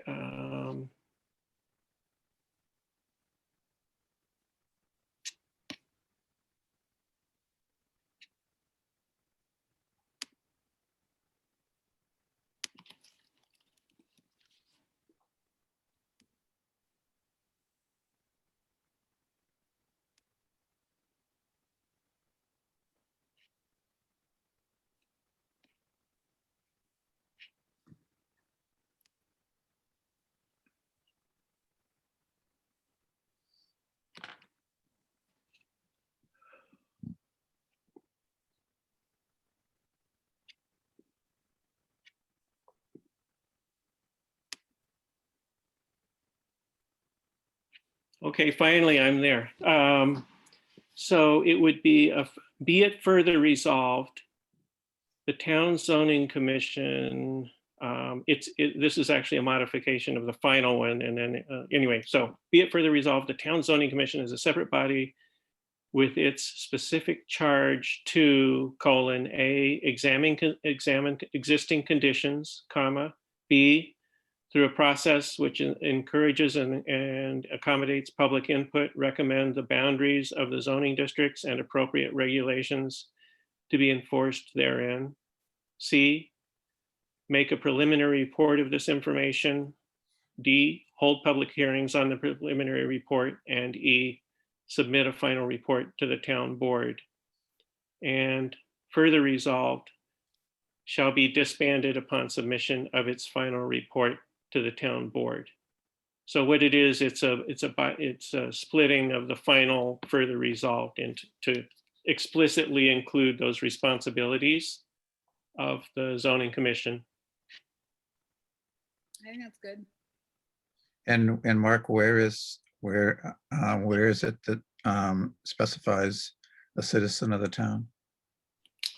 Uh, I think that's like Let's in the see. opening sentence It's somewhere. the opening, right? It's in the opening. let me see. Let's see. That would be, It says additional Caroline residents appointed by the town board in the first resolved.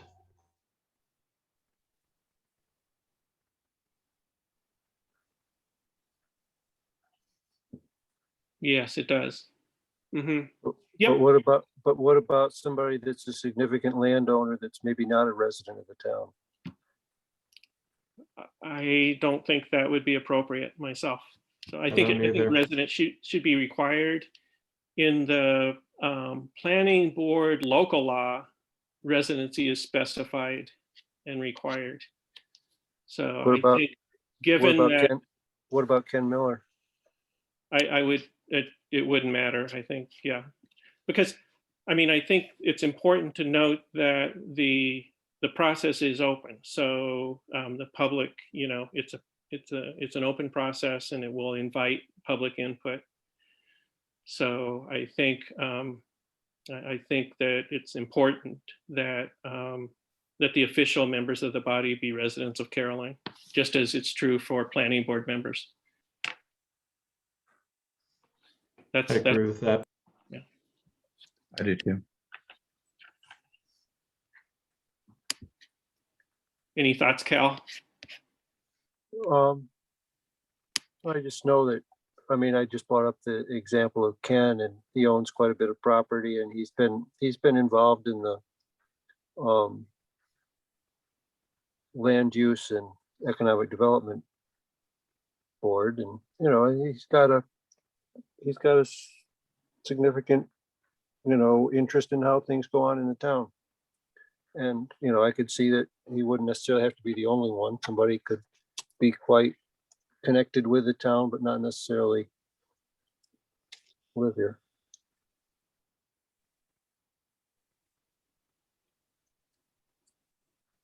Yeah, I still, yeah. Yeah, I just, but I just, you know, that was just an example, you know, one I could think of. If, But- you know, You make a good point that it's an open, it's an open forum. and yeah. And I mean, under this structure, we have 4 positions available. And I think those should be Caroline residents. So, I know that Ken was a constructive member of the task force, but What he was. Yeah. I mean, I think we just it would have to be basically the same principle that someone from outside of the town does not vote in town elections and therefore wouldn't represent the population of the town. I think I feel much more comfortable with the town resident.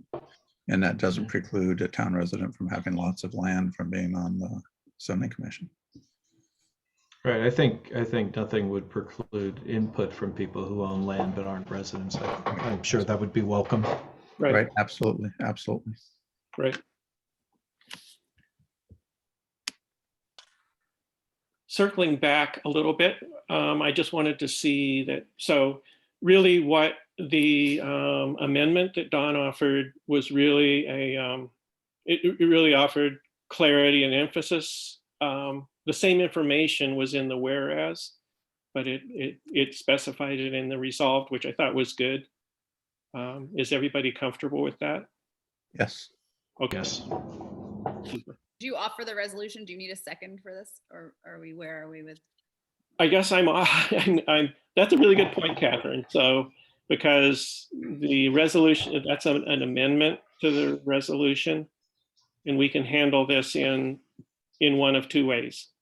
So we can vote on the amendment and then vote on the resolution as amended, or in our more free-form way. But it is a, you know, I can say that's offered as a friendly amendment to the whole resolution, and then we just vote on that. Okay. So that's what I would suggest in order to simplify minutes and everything else. So. Yep. Okay. Yep, with that. Okay. So I will offer the resolution as friendly amended. If we're ready for a vote, are people ready to vote on it? Yep. I am. Okay, so offered. All in favor, say aye or raise your hand. Aye. Opposed? Great, thank you.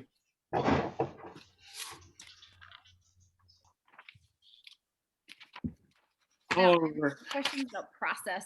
I mean, I know it's like late, so we don't have to do it now, but we now have the resolution, but the substantive process for running the interviews and how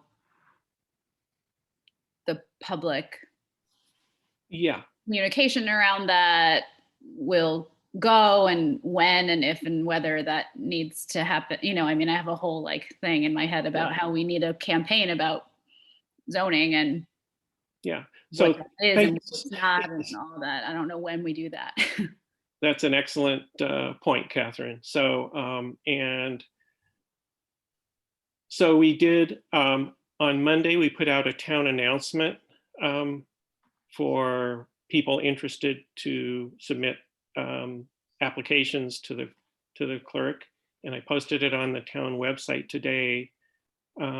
Jesse suggested earlier today that it would probably be appropriate to publish this in the town newspaper.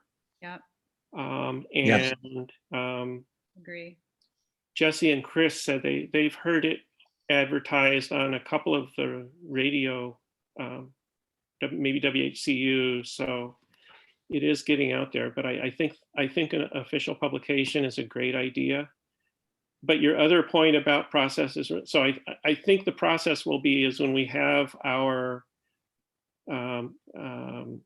group of applicants, we'll do it just like we did for the town board and talk to people at a meeting, and then either there or thereafter make our selections, would be my suggestion. But then your question about timeline is one that occurred to me, especially in regard to how we want to word the announcement in the paper. Any thoughts? Sooner the better. I agree. Yeah, I would be inclined to, if feasible, to interview candidates at our agenda planning meeting. We currently have two, right? Correct. Right. So, Right.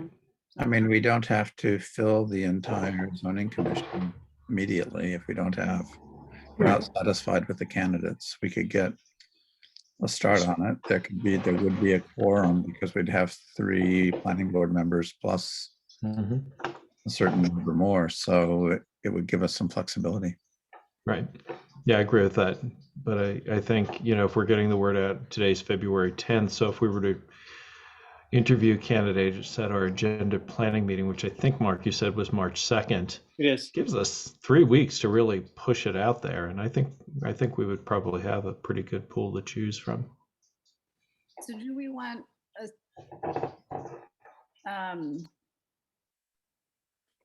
I guess I'm really thinking about getting ahead of, I mean, the narrative is we're now going to have zoning, right?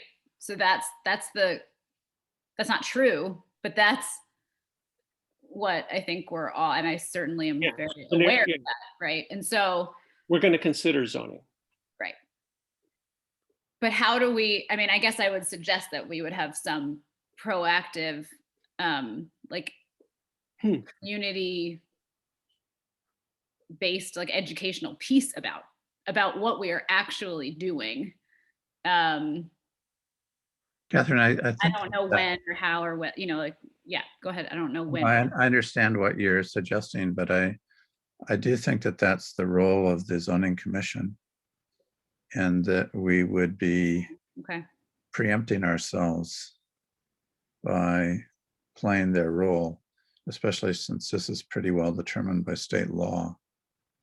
And the town board is supposed to be separate from it. So I think we should just be a little bit more patient and and have confidence that the zoning commission, once established, is going to set out to do that work. Yeah. I can totally see what you're saying.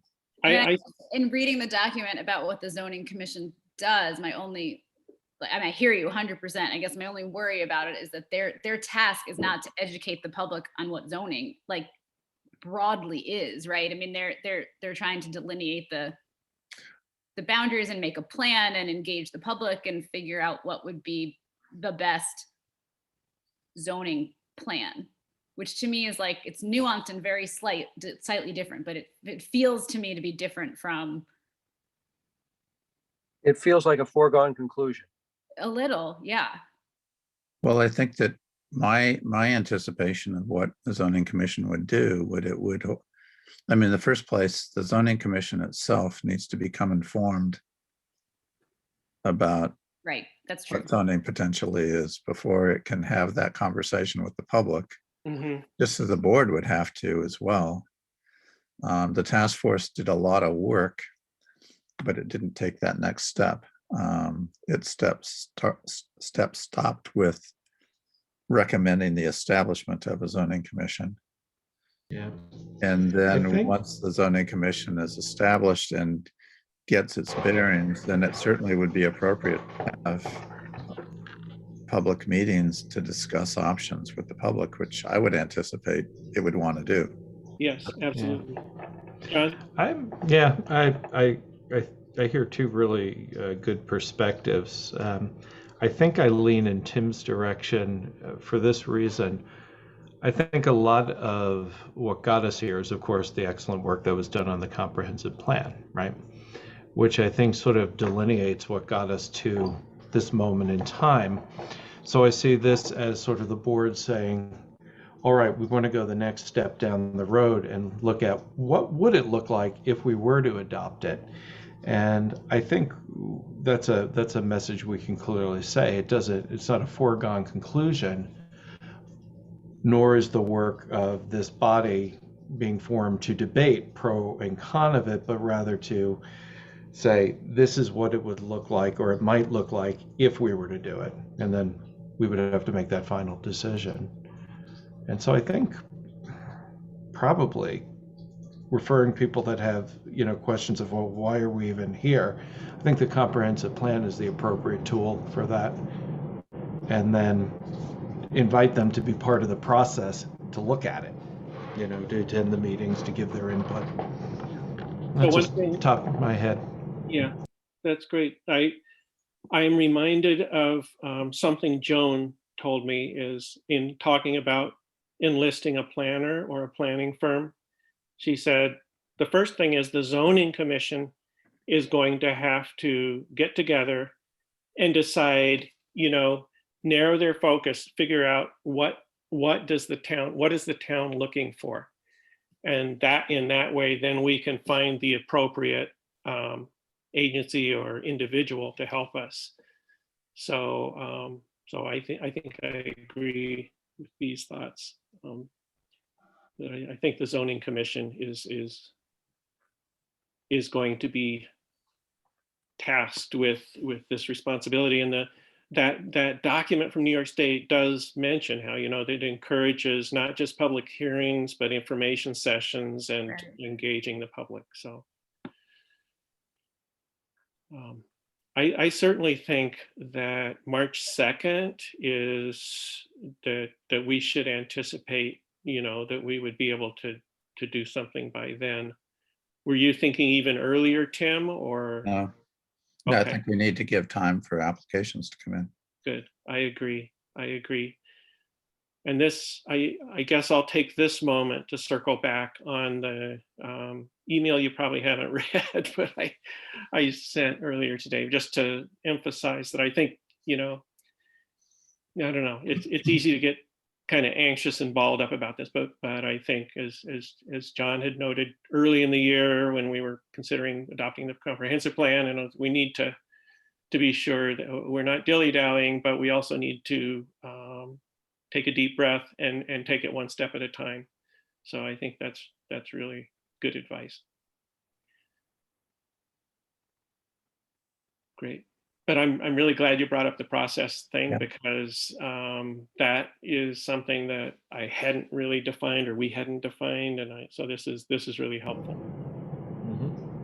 I'm not, just clear, I'm not disagreeing with any, like, I agree with all of this. I think I'm just, maybe it's just to name it among the group of us to say that when we get questions about this, which we will, even between now and March 2nd, that like a really uniform and well-informed response, I think, is prudent. Mhm. Because And- it's a and lot I- of time to let, to have people be ill-informed. Right. So I worry about that. And John, I agree with you that I think our best means of response is to defer to the comprehensive plan. Yeah, I agree. Hmm. I agree with that. This is exciting. The moment. Great. It is a moment. That's right. I agree too. Do we want to vote on the moment? Yes. Great. Yeah.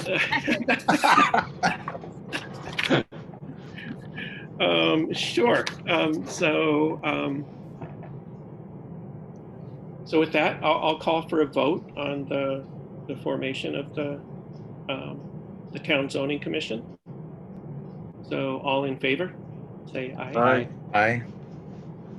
Opposed? Great.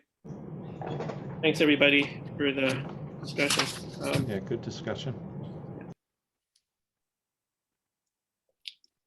So now we are, I'll offer a resolution for our town board votes. This is like I'm offering a kind of a consent agenda for us to vote. So I think what we should do first is go through the resolutions, and then I'll offer it, or somebody can offer it as a resolution. And if we have any where we disagree on, we can pull them out or note them. So with that, so Catherine, now we're going to review the Association of Towns legislative agenda and vote on that. And I just need 1 second to get it in front of me, Mark. yeah, that's what I'm doing too. So take your time. Here we go. It is on the town website in a separate document on the minutes page if anybody needs it there.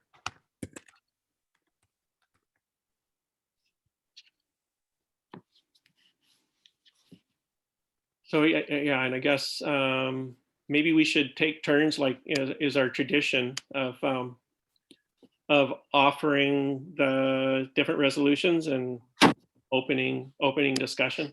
Not that the whole resolution needs to be read, of course, but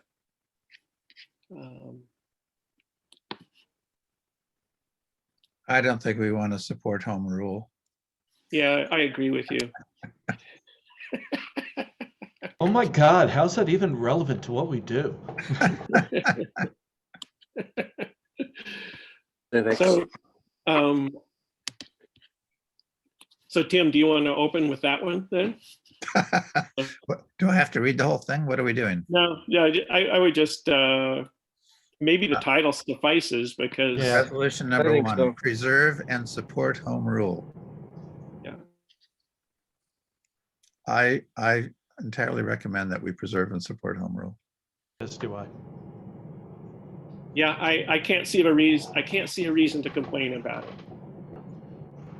It's, Cal, we've got a lovely view of your ceiling, it looks like. There I am. Hey. Any questions or follow-ups about the first resolution? If not, I'll call, yeah. That's a no-brainer. It's a no-brainer. Okay, I'm not going to vote because we're going to do a consent agenda. Okay. Mhm. Cal calls it a no-brainer, and I think it is so. Okay, Cal, you want to offer the second one? I think it might be appropriate. Yeah, share potential cannabis revenue and support the local option. I just think that this whole issue could be just such a wild west, and I just assume they stayed out of it for a while until things settle down. But Interesting. that's, I'm on the other side of that one. I most definitely support legalization. But I see the point in the resolution of that some localities seem to be able to say what can happen or put some boundaries, and towns cannot. So I would certainly support towns having that same option. So I guess if we're taking a straw poll, I'm a yay on this one. I concur with John. I'm gonna step off for 1 minute and refill my water. I'll be right back. Okay. So I'm reading the background for this. So, and it says, therefore, this resolution asks that towns have the ability to opt in or out of allowing cannabis operations in their jurisdictions.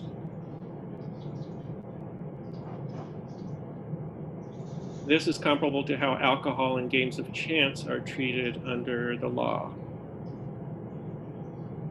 At each business on an individual basis, or the town says yes or no, generally? I'm having trouble hearing you, Catherine. Is that individually on each business, or the town's opts in or out on all?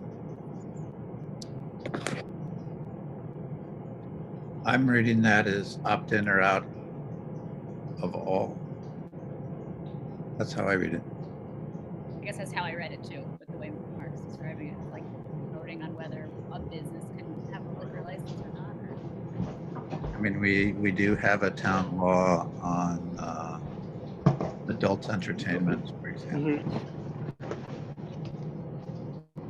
But supposedly, I guess it would be somewhat comparable, something like that. Which one are we on? We're Sorry. still on cannabis. Still baby. on cannabis? Cannabis. Hey, John, what I brought up is I was looking at the background, Mm-hmm. and it was saying, therefore, this resolution asks that towns have the ability to opt in or out of allowing cannabis operations in their jurisdictions. Right. So that's pretty much what this is all about, right? Having local control. Right.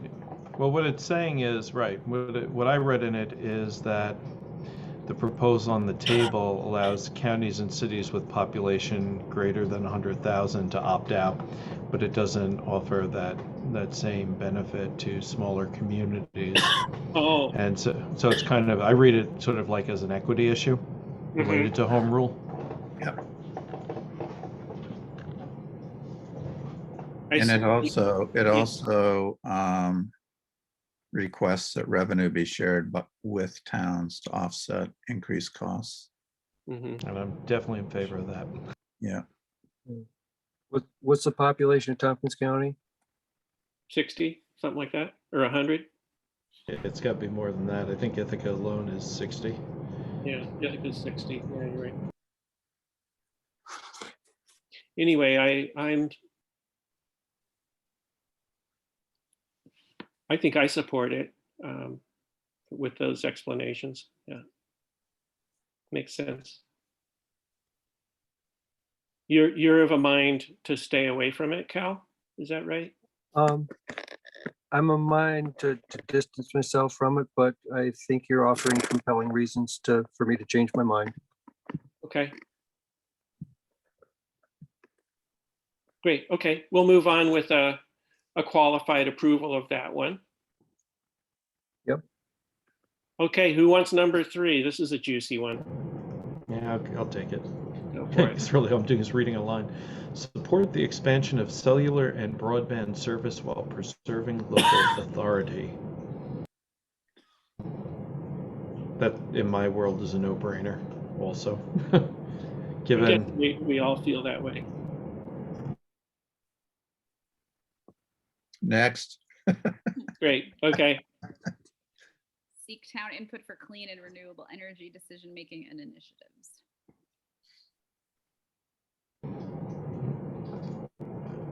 This is kind of an interesting one. mhm.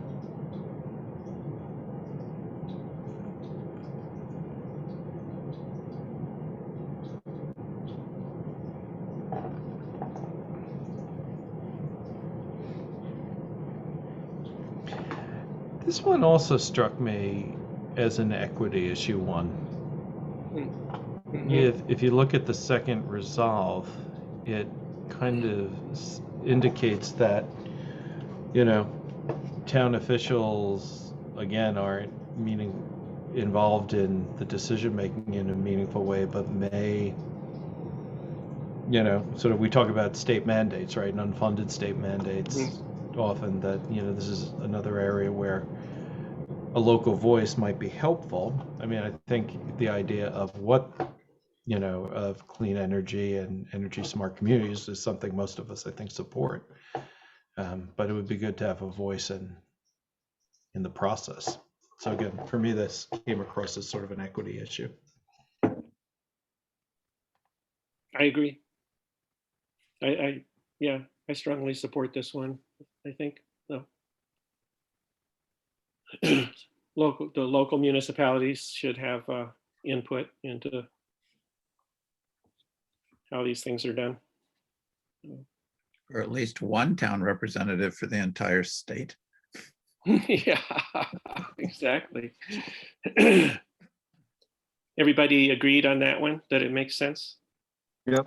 Okay. Great. Okay. I'll do the next one, but don't ask me to explain it in detail. Provide towns the authority to determine real town property tax exemptions and pilot agreements for county IDA sponsored projects. Remember that all other counties except for Tompkins and one other one have elected local assessors versus a Mhm. countywide system. Mm-hmm. Ah, very good. You're right, Cal. So in some ways, this one doesn't even apply to Yeah. us. I mean, yeah. In principle, it seemed like something I feel like I can support. I just thought it was Yeah. very awkwardly worded. And so my note on it was they may want to go back and work on their wording a little bit for Yeah. clarity. Yeah, but if you have an elected town assessor and, certain things are going on, whereas, it may become more relevant to you just without saying, just because you're dealing with a local assessor and kind of a little more local establishment of things like tax exemptions. payment in lieu of tax things and stuff like that. And also just larger communities. So yeah, so the last paragraph, although projects are generally exempt from property taxes while under IDA ownership, project operators typically make payments in lieu of taxes to the taxing jurisdictions, municipalities, or school districts in which the projects are located.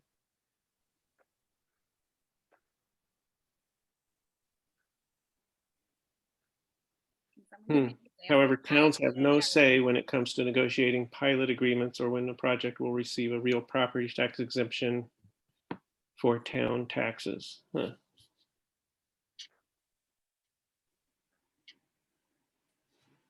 Yeah.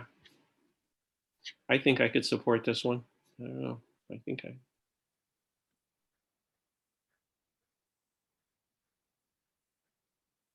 Me too.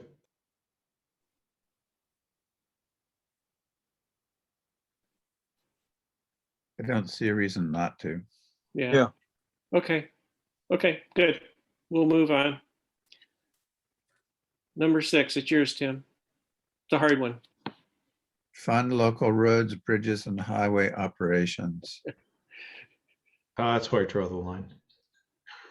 Just kidding. Is Bobby still on? Develop Yes, that's why I said it. Yeah. develop a long-term capital plan that addresses local transportation systems. I mean, come on, duh. Yeah. Make sure there are CHIPS funds, I guess. Yeah. Okay. I think that's one of the no-brainers categories. Last year, we had more controversial ones than we have this year. Yeah. Yeah, so Agreed. far. Yep. I don't know who's up. Is it me or is it Cal? It's either you or Cal. All right, I'll Go for make it. Cal do the long one. Provide training and funding for police reform requirements is number 7. This one to me, it was interesting. I wanted to see what I thought was behind it, and so I think a lot of this is tied into the protests that we've seen nationally, as well as, of course, in New York, related to equity and policing and how communities of color are often mistreated. And so I think we're seeing legislation to try and address some of that. And when I read this, what I took from it is that this is trying to say, if we're going to make those requirements, they should go hand in hand with education and training, which as an educator, I can certainly support. My hope for that personally would be that would extend to policing that included counselors and other mental health professionals who are trained sometimes to diffuse situations that go in bad directions. But I think I can support this. Yeah, I read this one as a strong unfunded mandate resolution. Yep.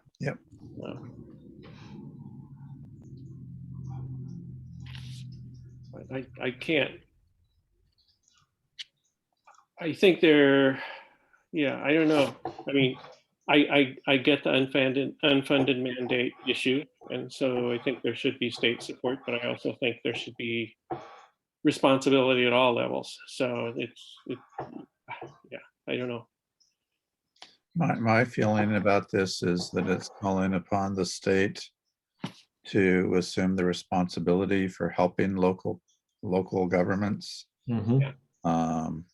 enact reform and help pay for it. So I'm quite comfortable with this. I think it's a worthy resolution. Perfect. Yeah, it made sense to me on those same grounds. Agreed, everyone? Mm-hmm. I agree too. Catherine? Oh, yeah. I mean, this is like a total no-brainer for me. Okay. That's nice to hear. It's a I'm like, no-brainer. yes, these It's a no we should. word. Here's a good one. Okay, Resolution. number 8. All right, Cal, let it rip. Support funding for town justice courts by increasing reimbursement rates authorizing surcharges and addressing unpaid parking and traffic fines. Yo. Timely. Yeah. Seems like a show me the money resolution. Yeah. And I can support it. Show me the tail. That's Bowie's one appearance tonight so far, I think. So we're all agreed on that one. Yep. Yes. Great. Number 9. Catherine, you're up. Up. Provide towns with more options to address revenue shortfalls and cover operating expenses. COVID related, sounds like.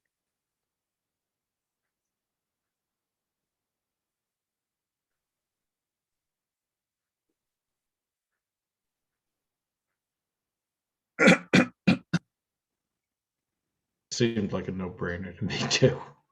Yeah. Sort of another show us the money. Yep, Funding yep. mandates, but Yeah, on a timely issue. So Mhm. great. Everyone in favor of that one? Yep. Great. Number 10, support funding for towns during COVID-19. No, I can't agree with that. I think this is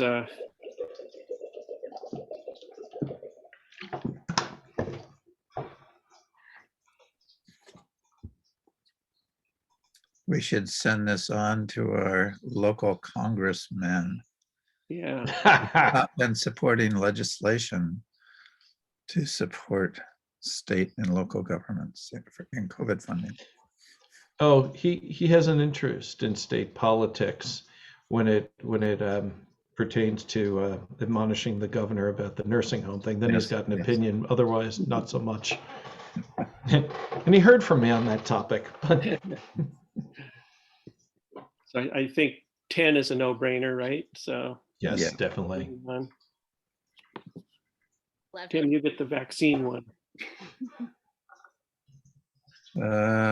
Collaborate with towns on responses to COVID-19 and vaccine distribution. Resolved. They further collaborate with towns and involve them in decision-making process regarding vaccine distribution. Make sure it's done equitably and include the towns in conversation decision-making as the ongoing response to the pandemic.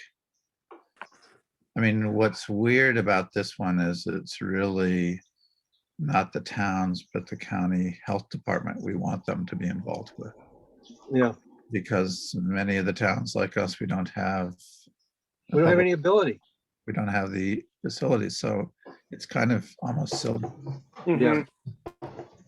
For a bigger town, it would be, Right. like It wouldn't I think, be. yeah, I think for like the township of Smithtown, this would be a very relevant thing.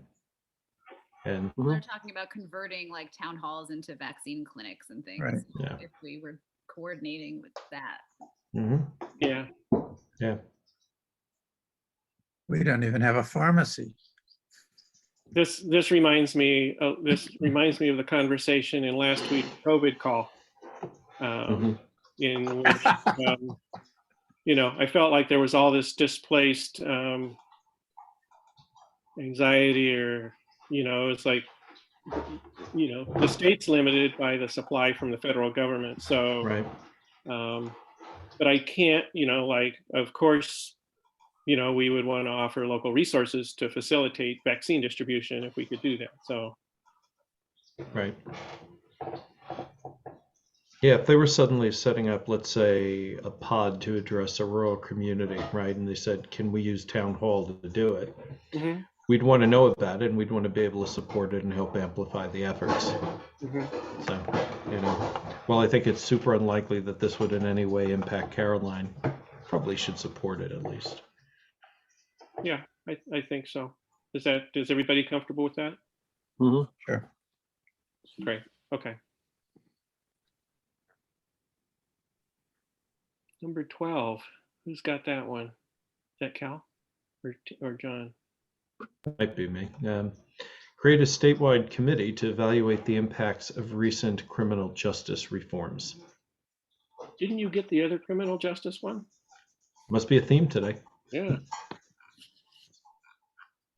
Okay.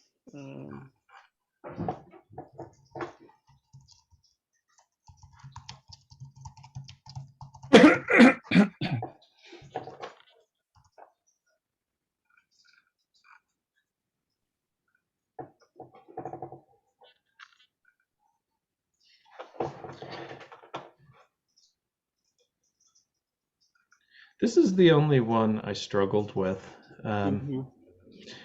And it's not that I think it is improper for almost any legislation to evaluate how's it going, right? I'm kind of okay with that, but what I didn't like in here was how a grouping in the language, and maybe this is just poor wording or maybe this is bias, but I don't like how they sort of framed low income and minority groups as a thing. It comes across as an assumption of bias to me, quite honestly, and that I struggle with that. I would want us to perhaps decouple that in some way, and I think it also sort of implies that low-income people are people committing crimes. And I have a problem with that as well, because there's plenty of evidence of quote unquote white collar crimes or crimes by high net worth individuals. Yep. And so I think this is biased against, in its wording, against people of color and frankly, people with inadequate economic resources. That troubles me. Description of an interested party. Yeah. If the intent was to be inclusive, that's fine, right? That's okay. But it felt targeted toward sort of stereotypes and assumptions as I read it. Yeah, it's a little weird. I agree. It's weird. That last sentence in the background. Yeah. Not limited to racial and social justice groups, human rights advocates, low and income and minority groups. Weird.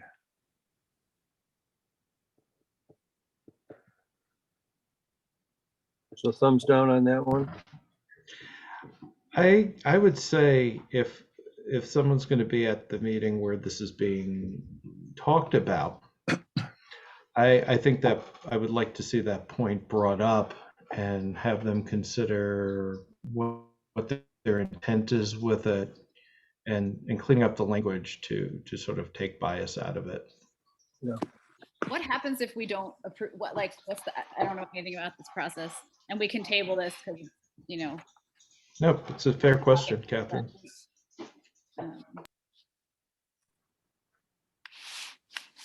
We can peel this away and vote not to approve it, right? Okay. Yep. And So then we are troubled by some of the language, so we're gonna peel it out. Right. Yep. That sounds good. And then we just go on some, like, the town of Caroline doesn't approve this thing. Yeah, so the meeting that's happening on the 14th to the 17th that I'm registered for and am a delegate for, on the last morning, I think, and I don't know if you noticed, looked at the program. So they are doing it. They're trying to do it just like if you were in New York City at the Marriott Marquis. So I think the second breakfast is you have breakfast at home, but Chuck Schumer is going to speak to us. And he's always a good speaker. So, and by the way, if anyone is planning to go, it's the 12th is the deadline for registration. So you should register within the next couple of days if you intend to attend. But anyway, at the business meeting, then they'll go through each of the resolutions and all the towns. If you're there in person, you have a little sign you hold up, a yay or nay sign, and so each town votes on it. So, Gotcha. and the delegate, certainly could, change their vote depending on what they might learn at the meeting, but the intent is to sort of get a feeling from the board of what the town's position is, and then register that vote.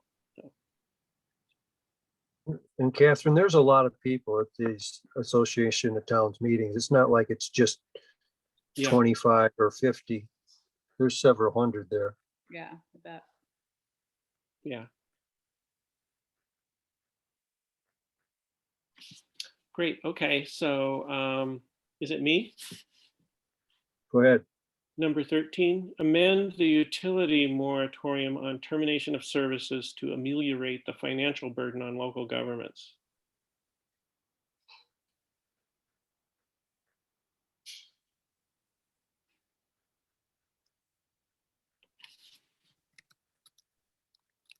So this one, sorry, I'm just like out of the gate. I've read these recently, so they're like fresh. Good. This one I was initially on the fence about because I didn't want to see a moratorium ended on people who are really, really struggling in our communities.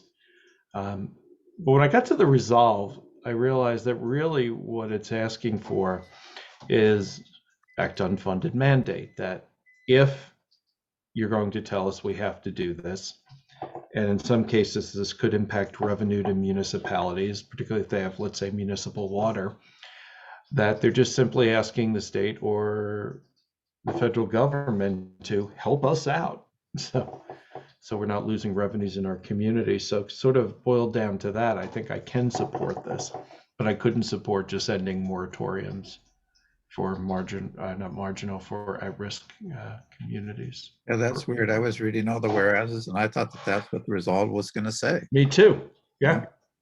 And then it didn't. Right. So, Yeah, the resolve says that the state and federal government should provide financial assistance to the municipal utility enterprise. So that would be like NYSEG or.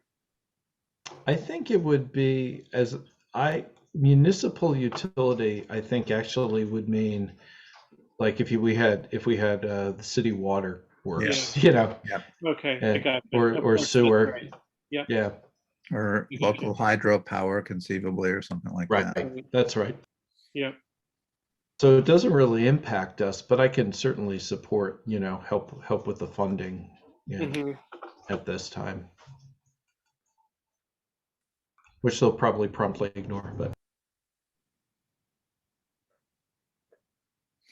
Yeah, I think I support it. Does everybody else, Cal? Everybody? Okay, all right. Sure. Makes sense. Great, thank you. Yep. Cal, I think, is this the last one? This is the number 14. bring us home. Okay. Oh, you get the dark store theory. Yeah. Really I think it involves the Illuminati or something, doesn't it?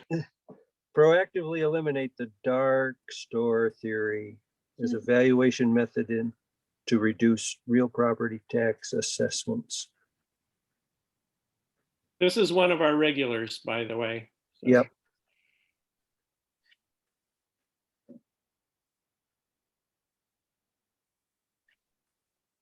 I don't know what to say about it. I'll just defer to my colleagues. I had to reacquaint myself with dark store theory, which does sound tremendously ominous. But my understanding of it, and please, if anybody has a different interpretation, school me, but it's that sort of certain business entities are allowed to use a technique of what the value of a closed store would be to determine how they're taxed, as opposed to a thriving operating business, which doesn't seem equitable to me. And so if that understanding is in fact what it actually means, I would lean in favor of supporting this. It's a little bit of a sticking it to the man resolution, I think, but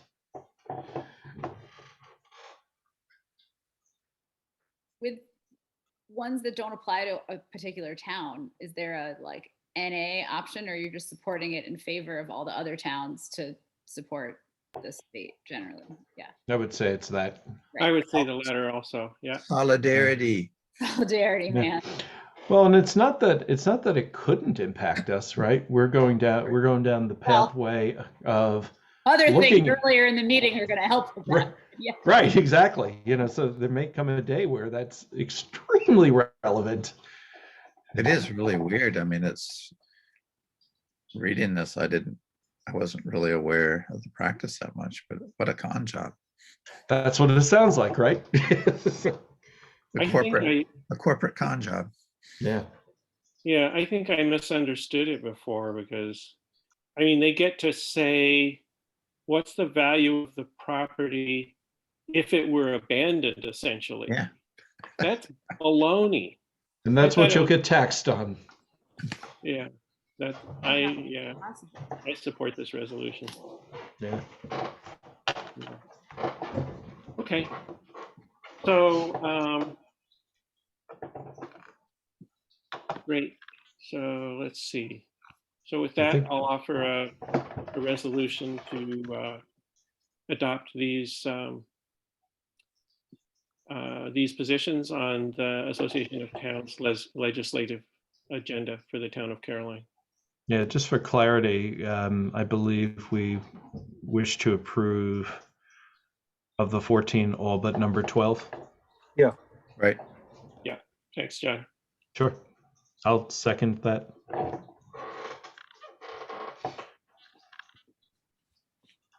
And any further discussion? All in favor? Aye. Aye. Opposed? Great. All right.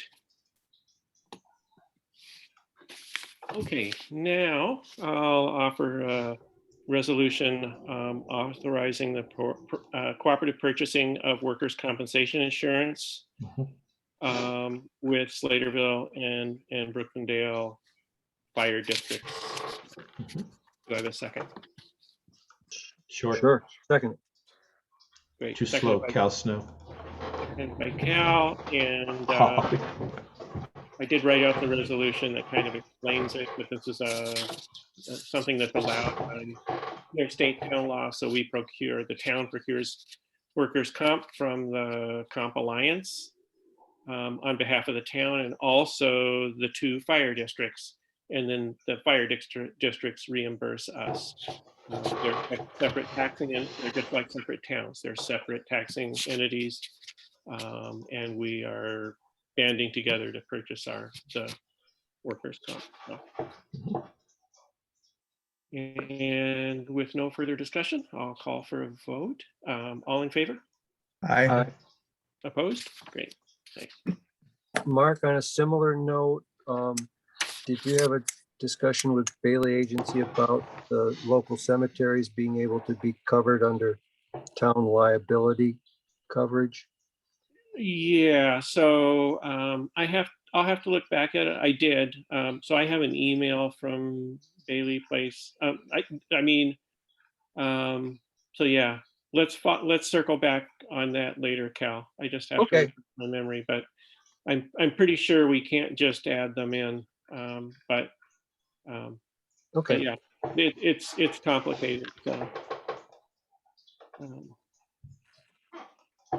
But yeah, I need to dust that off. Offer resolution for completion of the annual audit of the Caroline Town Court. Anybody wanna second say- that. Seconded by I'll second Cal. that. Great. And any discussion? We had a good meeting with Diane and Gary, Mhm. and things seem to be good shape. All Okay. in favor?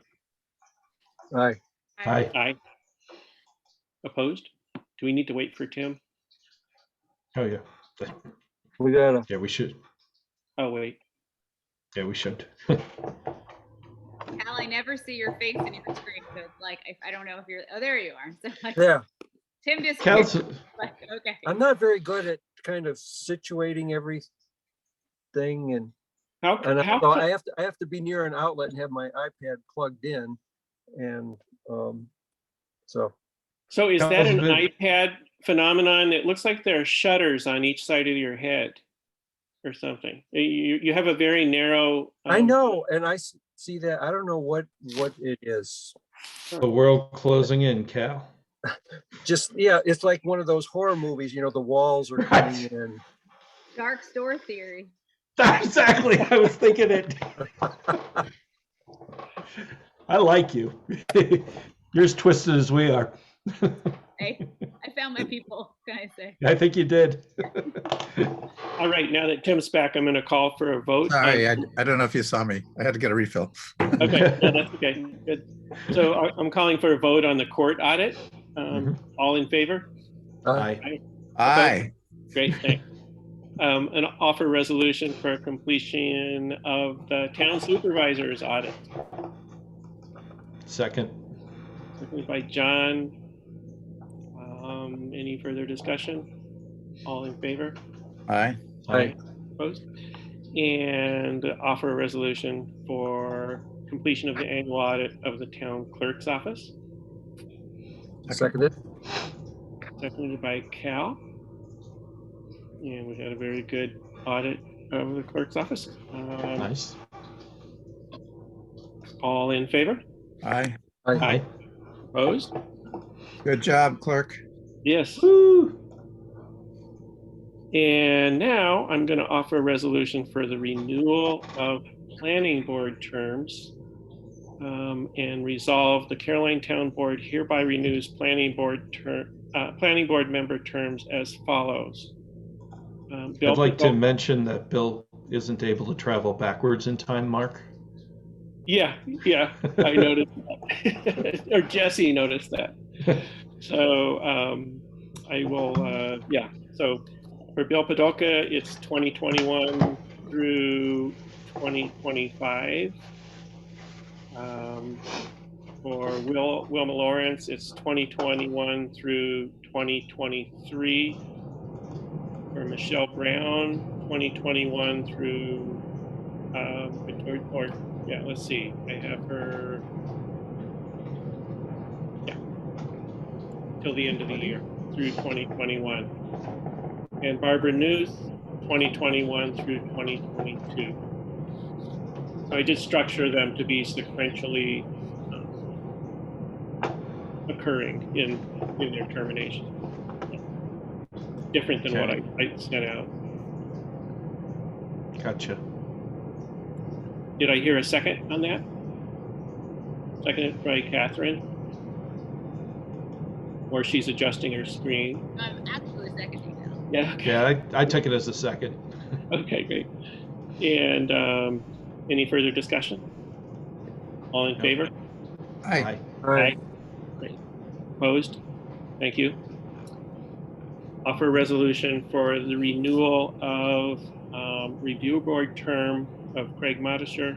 Resolve the Caroline Town Board hereby renews the review board term of Craig Modisher from 2021 through 2025. Second. Seconded by Tim. Further discussion? No discussion? All in favor? Aye. Aye. Aye. Opposed? So Mark, does that automatically for Bill and Craig, does this automatically renew them as chair? How does that work?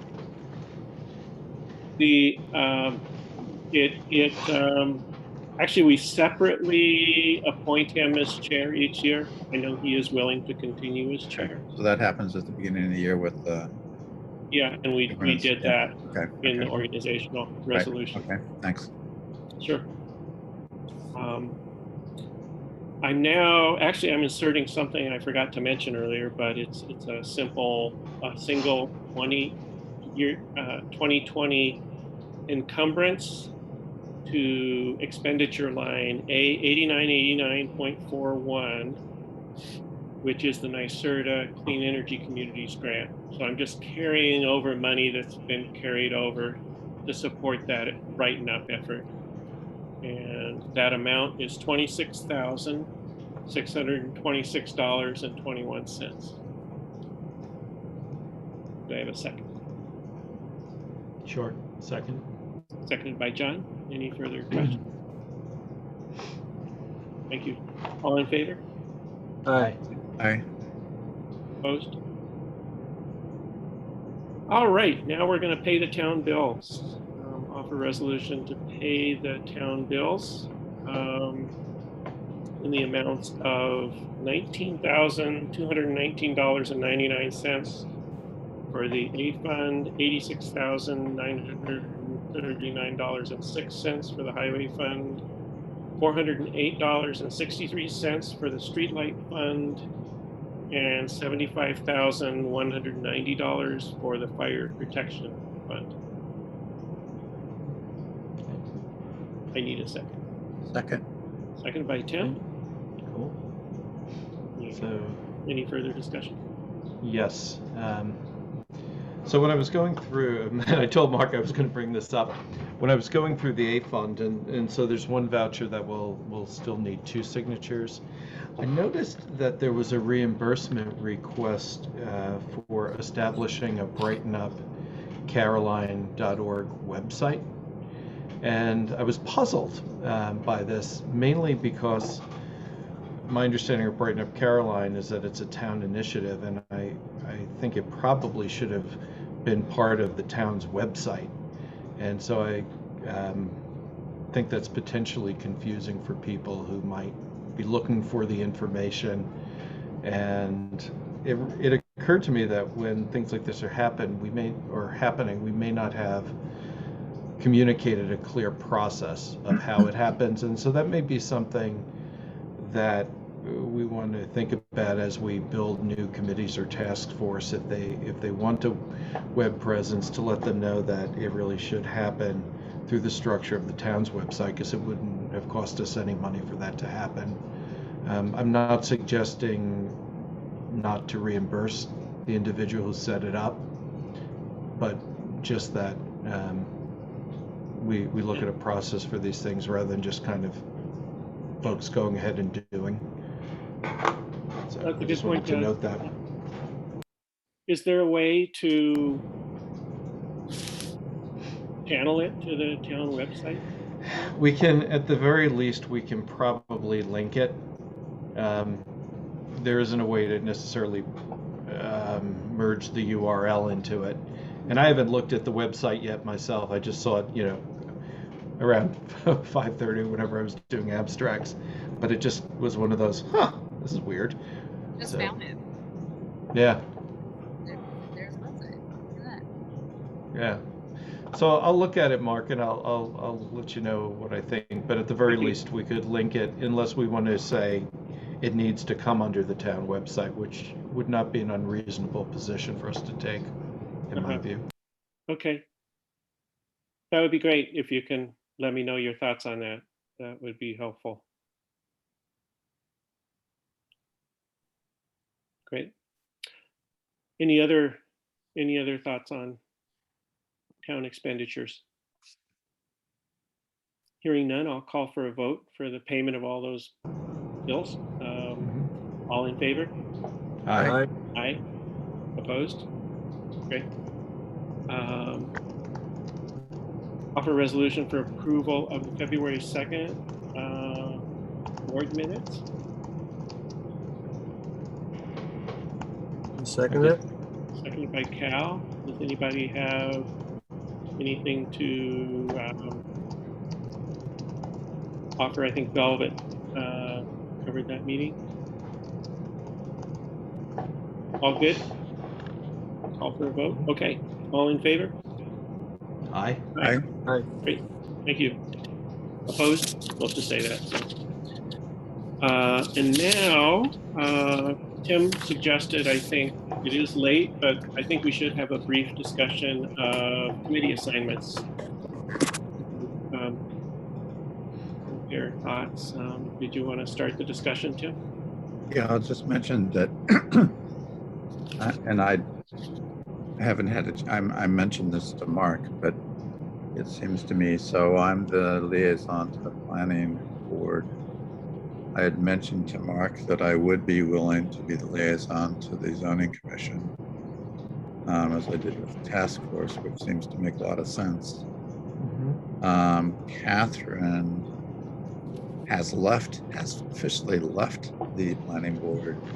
It just seems to me to, and I don't know how you feel about this, Catherine, but it seems to me that it's kind of a waste of your resources for you not to continue to be involved with the planning board, if that would be the least bit interesting to you. Yeah, it's definitely interesting to me. So I was just thinking in relationship to this, at least for this year, to split these things off. And then Seems I reasonable. shall I mention the other thing that I potentially volunteered to do, Mark? Oh, yeah, sure. You can, if you're still willing to mention that. Oh, one of Irene's tasks, which I think is important under the circumstances, was she was court liaison.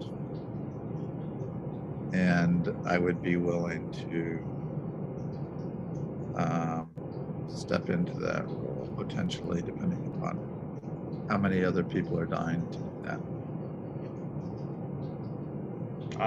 I'd say it's all you, buddy. Yeah. And I thought that would be, but there's a logic to it because I'm the liaison to the code officer. So it just makes sense to have town administration kind of under one liaison as opposed to all split up. Yep. So it just makes sense. I'm okay with that. Thank you. Sure. And Thank you, since Jim. we're gonna do all of this work in the town boarding meeting anyway next week. Mhm. Yeah. Yeah. But I I don't think know if there were other suggestions, but it just occurred to me that because of our luck in having Catherine with us and her experience, really heavy lifting with the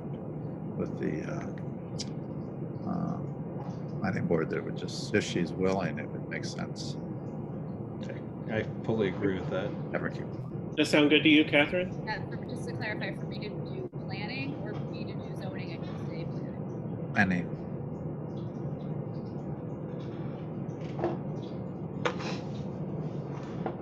What do you think of that? Yeah, I think that's fine. I didn't want to foist something on you at all. So if you'd rather not do that, we can make another arrangement, since we don't want you to start on the board and just get overwhelmed with assignments, but We want to give you a couple months. Then we'll Well, months out of years. Yeah. What is the typical committee? Again, this may be another conversation. I don't want to keep people, but like, I don't fully understand what the typical committee commitments are. I want to lift my fair share. I don't really know what that is. So. Okay, yeah, I would say it can vary a little bit, right? Most of us have a couple of committees, but depending on the size of a committee, sometimes you may find that, somebody's got a focus area, but it's a more intense area. Planning might be one of those things. For a while I was doing the health consortium, building and grounds, technology, and I think JYC. And I was like, for a while that was fine. And then there got to a point it wasn't fine. So I think we've always been very fluid in trying to help people sort of manage the loads and support each other. So one suggestion I might have is, if planning sounds okay or interesting, and I'm also okay, quite honestly, if you felt like I just want to take some time and think about it. I don't think there's a crisis that it has to be a decision tonight, but I think it would be perfectly reasonable to say, well, let me start there and let me see what my capacity feels like. I'm speaking for myself, of course, but You're pretty familiar with the planning board, Catherine, so you. Right.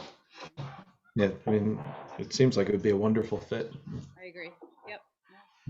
And you can, the liaison, gets the light work compared to the actual planning board member, so. Yeah, there's truth to that.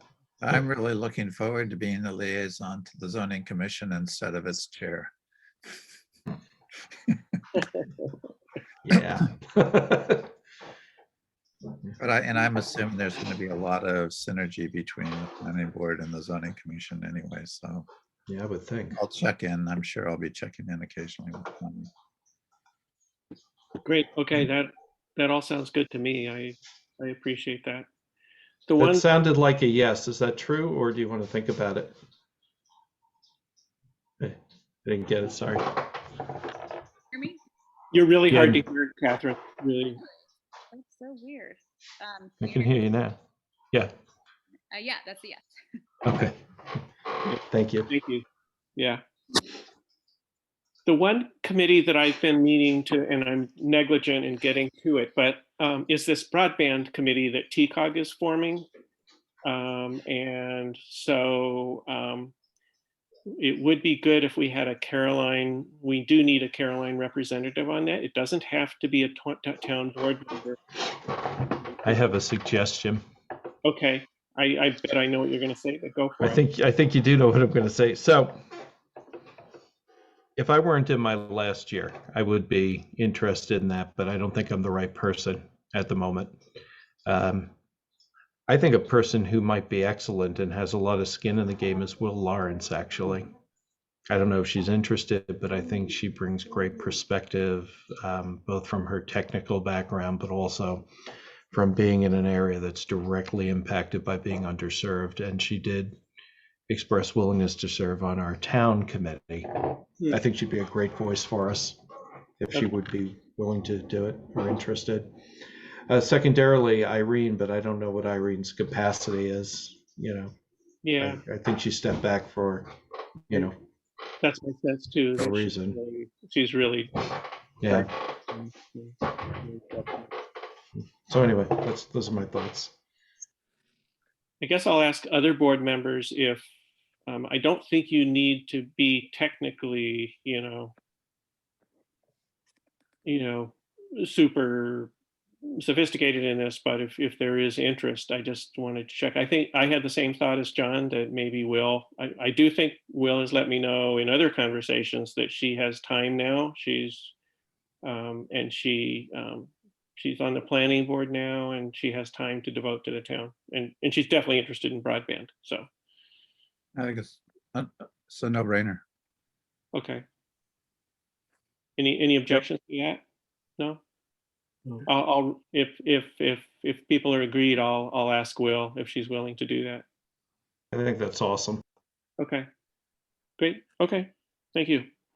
And if not, ask Irene. I mean, maybe she just, like a little something to do, but doesn't want the full whole board. thing. Yeah, Right. good idea, Cal.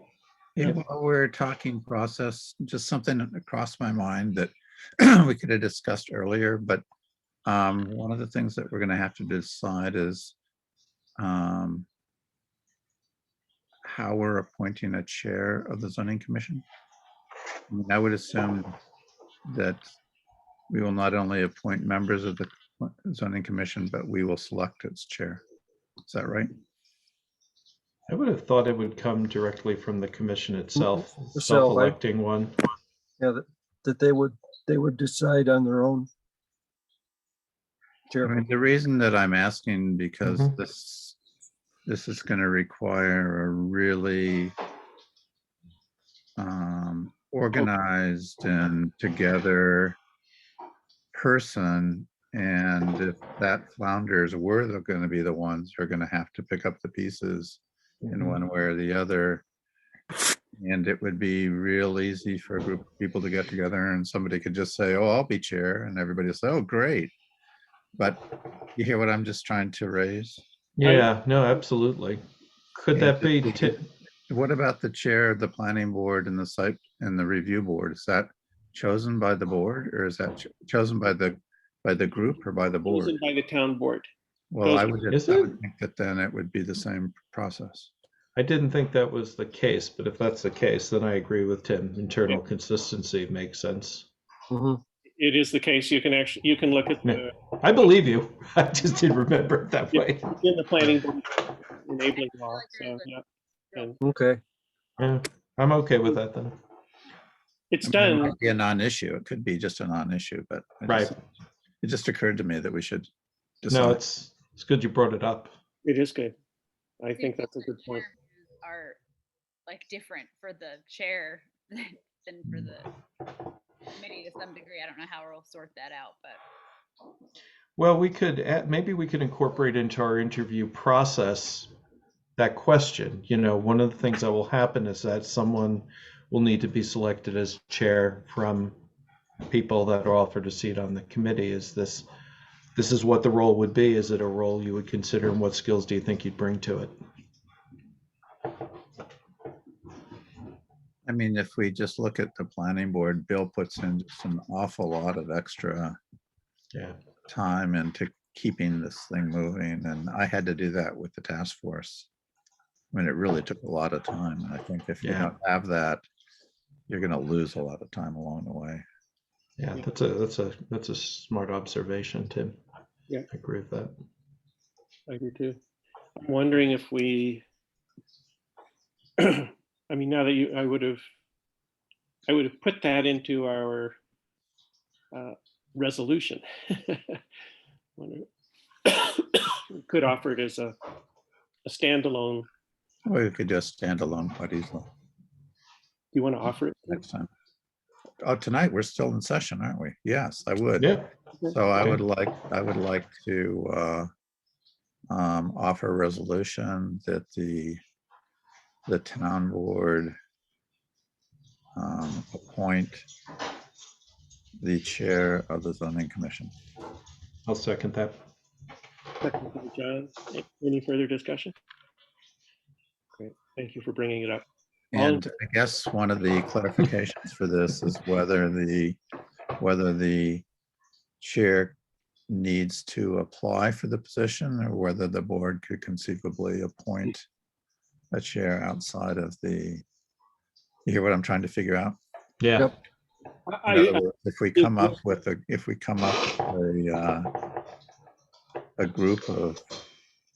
of applicants that wouldn't, so the people on the planning board aren't going to apply. So I would just think that the board would choose somebody. Yeah, I mean, here's my suggestion, is that the planning board would just have authority to appoint the chair. Typically, what we do with the review board and the planning board is, we'll have side conversations and just ask, would you be willing to serve as chair? And then, Right. so I think that'll work. Okay. So I'll keep the resolution as I had it. Okay, Okay. Simple. great. Any more thoughts or questions? Great. Okay. All in favor? You need a second. Aye. I seconded it. Yeah. John, second. Okay, now it's really time to go home. It's okay, Tim. Just keep drinking your water, though. Stay hydrated. There was one resolution we did. I wondered if we voted on it twice, but I guess Jesse will sort it out if we did. confirmed that we did put on it twice. There technically was, right. We realized Tim stepped away to get water, and then we're like, oh, we should really wait to vote until Tim's here, which is Mark, true. You had one other item you wanted to discuss tonight, that waiver. Oh, thank you, Jesse. Yep. Thank you so much. So yes, I do. Jesse's still awake. She is, and she's keeping a sharp eye on us. I'm so grateful. So She better be sending a pizza over then, because I'm starving. this one won't occupy much time. So yeah, I think I forward you all the materials that X or whatever they're called, BSUN or whatever, has submitted. I think we can judge that they have submitted an application that's sufficient for what we stipulate for the waiver. And now our next requirement is to establish a public hearing. I asked Chet if they would be willing to attend our March 10th town board meeting at the beginning of the meeting, and he immediately said yes. Okay. So I will thereby offer a resolution to establish a public hearing on the waiver application by SunX for the beginning of, well, prior to the business meeting on March 10th at 7. Do I have a second? I think Catherine raised her hand. Here, you can't hear me still? It's very hard. I'm lip reading mostly. I don't know why that is, sorry. No, that's better right Okay. there. Better right there. Not move. Huh, weird. Second. The trees outside did. Did you have a comment or question, or Oh, I was seconding your, you seconded it? Thank you. So Yep. it's seconded. Is there any questions or concerns or clarifications? So, Yeah, I think it's ready to move forward. okay. So all in favor? Just to clarify, Mark, so the procedure will be, we have a public hearing.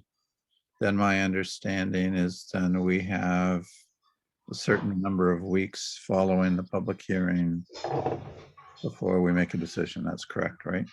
That's correct. So we have, so we need to notice this public hearing with 10 days notice in the paper. So we'll just go ahead and send that notice out immediately. And then after the public hearing, we have 30 days to issue a written decision. So I think, you know, the public hearing will be a wonderful opportunity to engage with the developer to address any questions that remain, so that we can evaluate the 7 different points that are made for the waiver provision. So, Mhm. yeah, so I think that'll be that. And I think, And then once there's a waiver, then they would begin the citing process. then they would submit Then an they begin. So application. then they begin. So they don't, Mhm. then they would submit. Okay. Right, then they will submit an official, well, yeah, so an official application to, well, actually, they'd submit it to Corey, the code officer, and he would then, when it's complete, submit it to the review board, and they would begin their review process. Okay. So, Yeah. great, So we have to vote. okay, so no Okay. further questions, all in favor? Aye. Aye. Opposed? Great, thank you, and thanks again, Jesse, for making sure we got that done. That's really good. Any other thoughts before we close? I would like to congratulate Catherine on surviving her first board meeting. Yes. Absolutely. Here, here. It was the longest one we've had in months. It is. that's It is. interesting to hear. I was wondering if this was typical. I wasn't gonna ask. Well, I will say we've done it before, but The I will- record is 4 hours. yeah, We had a lot of stuff tonight. That's not typical. it's not typical. And my goal is 2 hours or less. So that's what you can look forward to. And often we hit that mark. Yeah. Yeah. No, seriously, great My work goal has tonight. always been 1 hour or less. I like how you think. You know, if you primary Whitmer, I might vote for you. I'll work on that, Tim. I don't want you to oust me. So Believe me, We get down to the not a chance. 15-minute board meeting. great. So okay. Thank Just you for like the bearing link. with me. It's probably my fault it's so late because I asked too many. Not, Not at all. No. you ask great questions. That's Yeah. good. Good. Yeah, good it's meeting. important. Definitely a good meeting. Yeah. Thanks. Okay. So with that, I'll call for adjournment. So Yay. All right. Sounds good. bye, everybody. Bye. It's a pleasure. Good night, everybody. Have a nice dinner, John. Thank you, Tim. Get that pizza.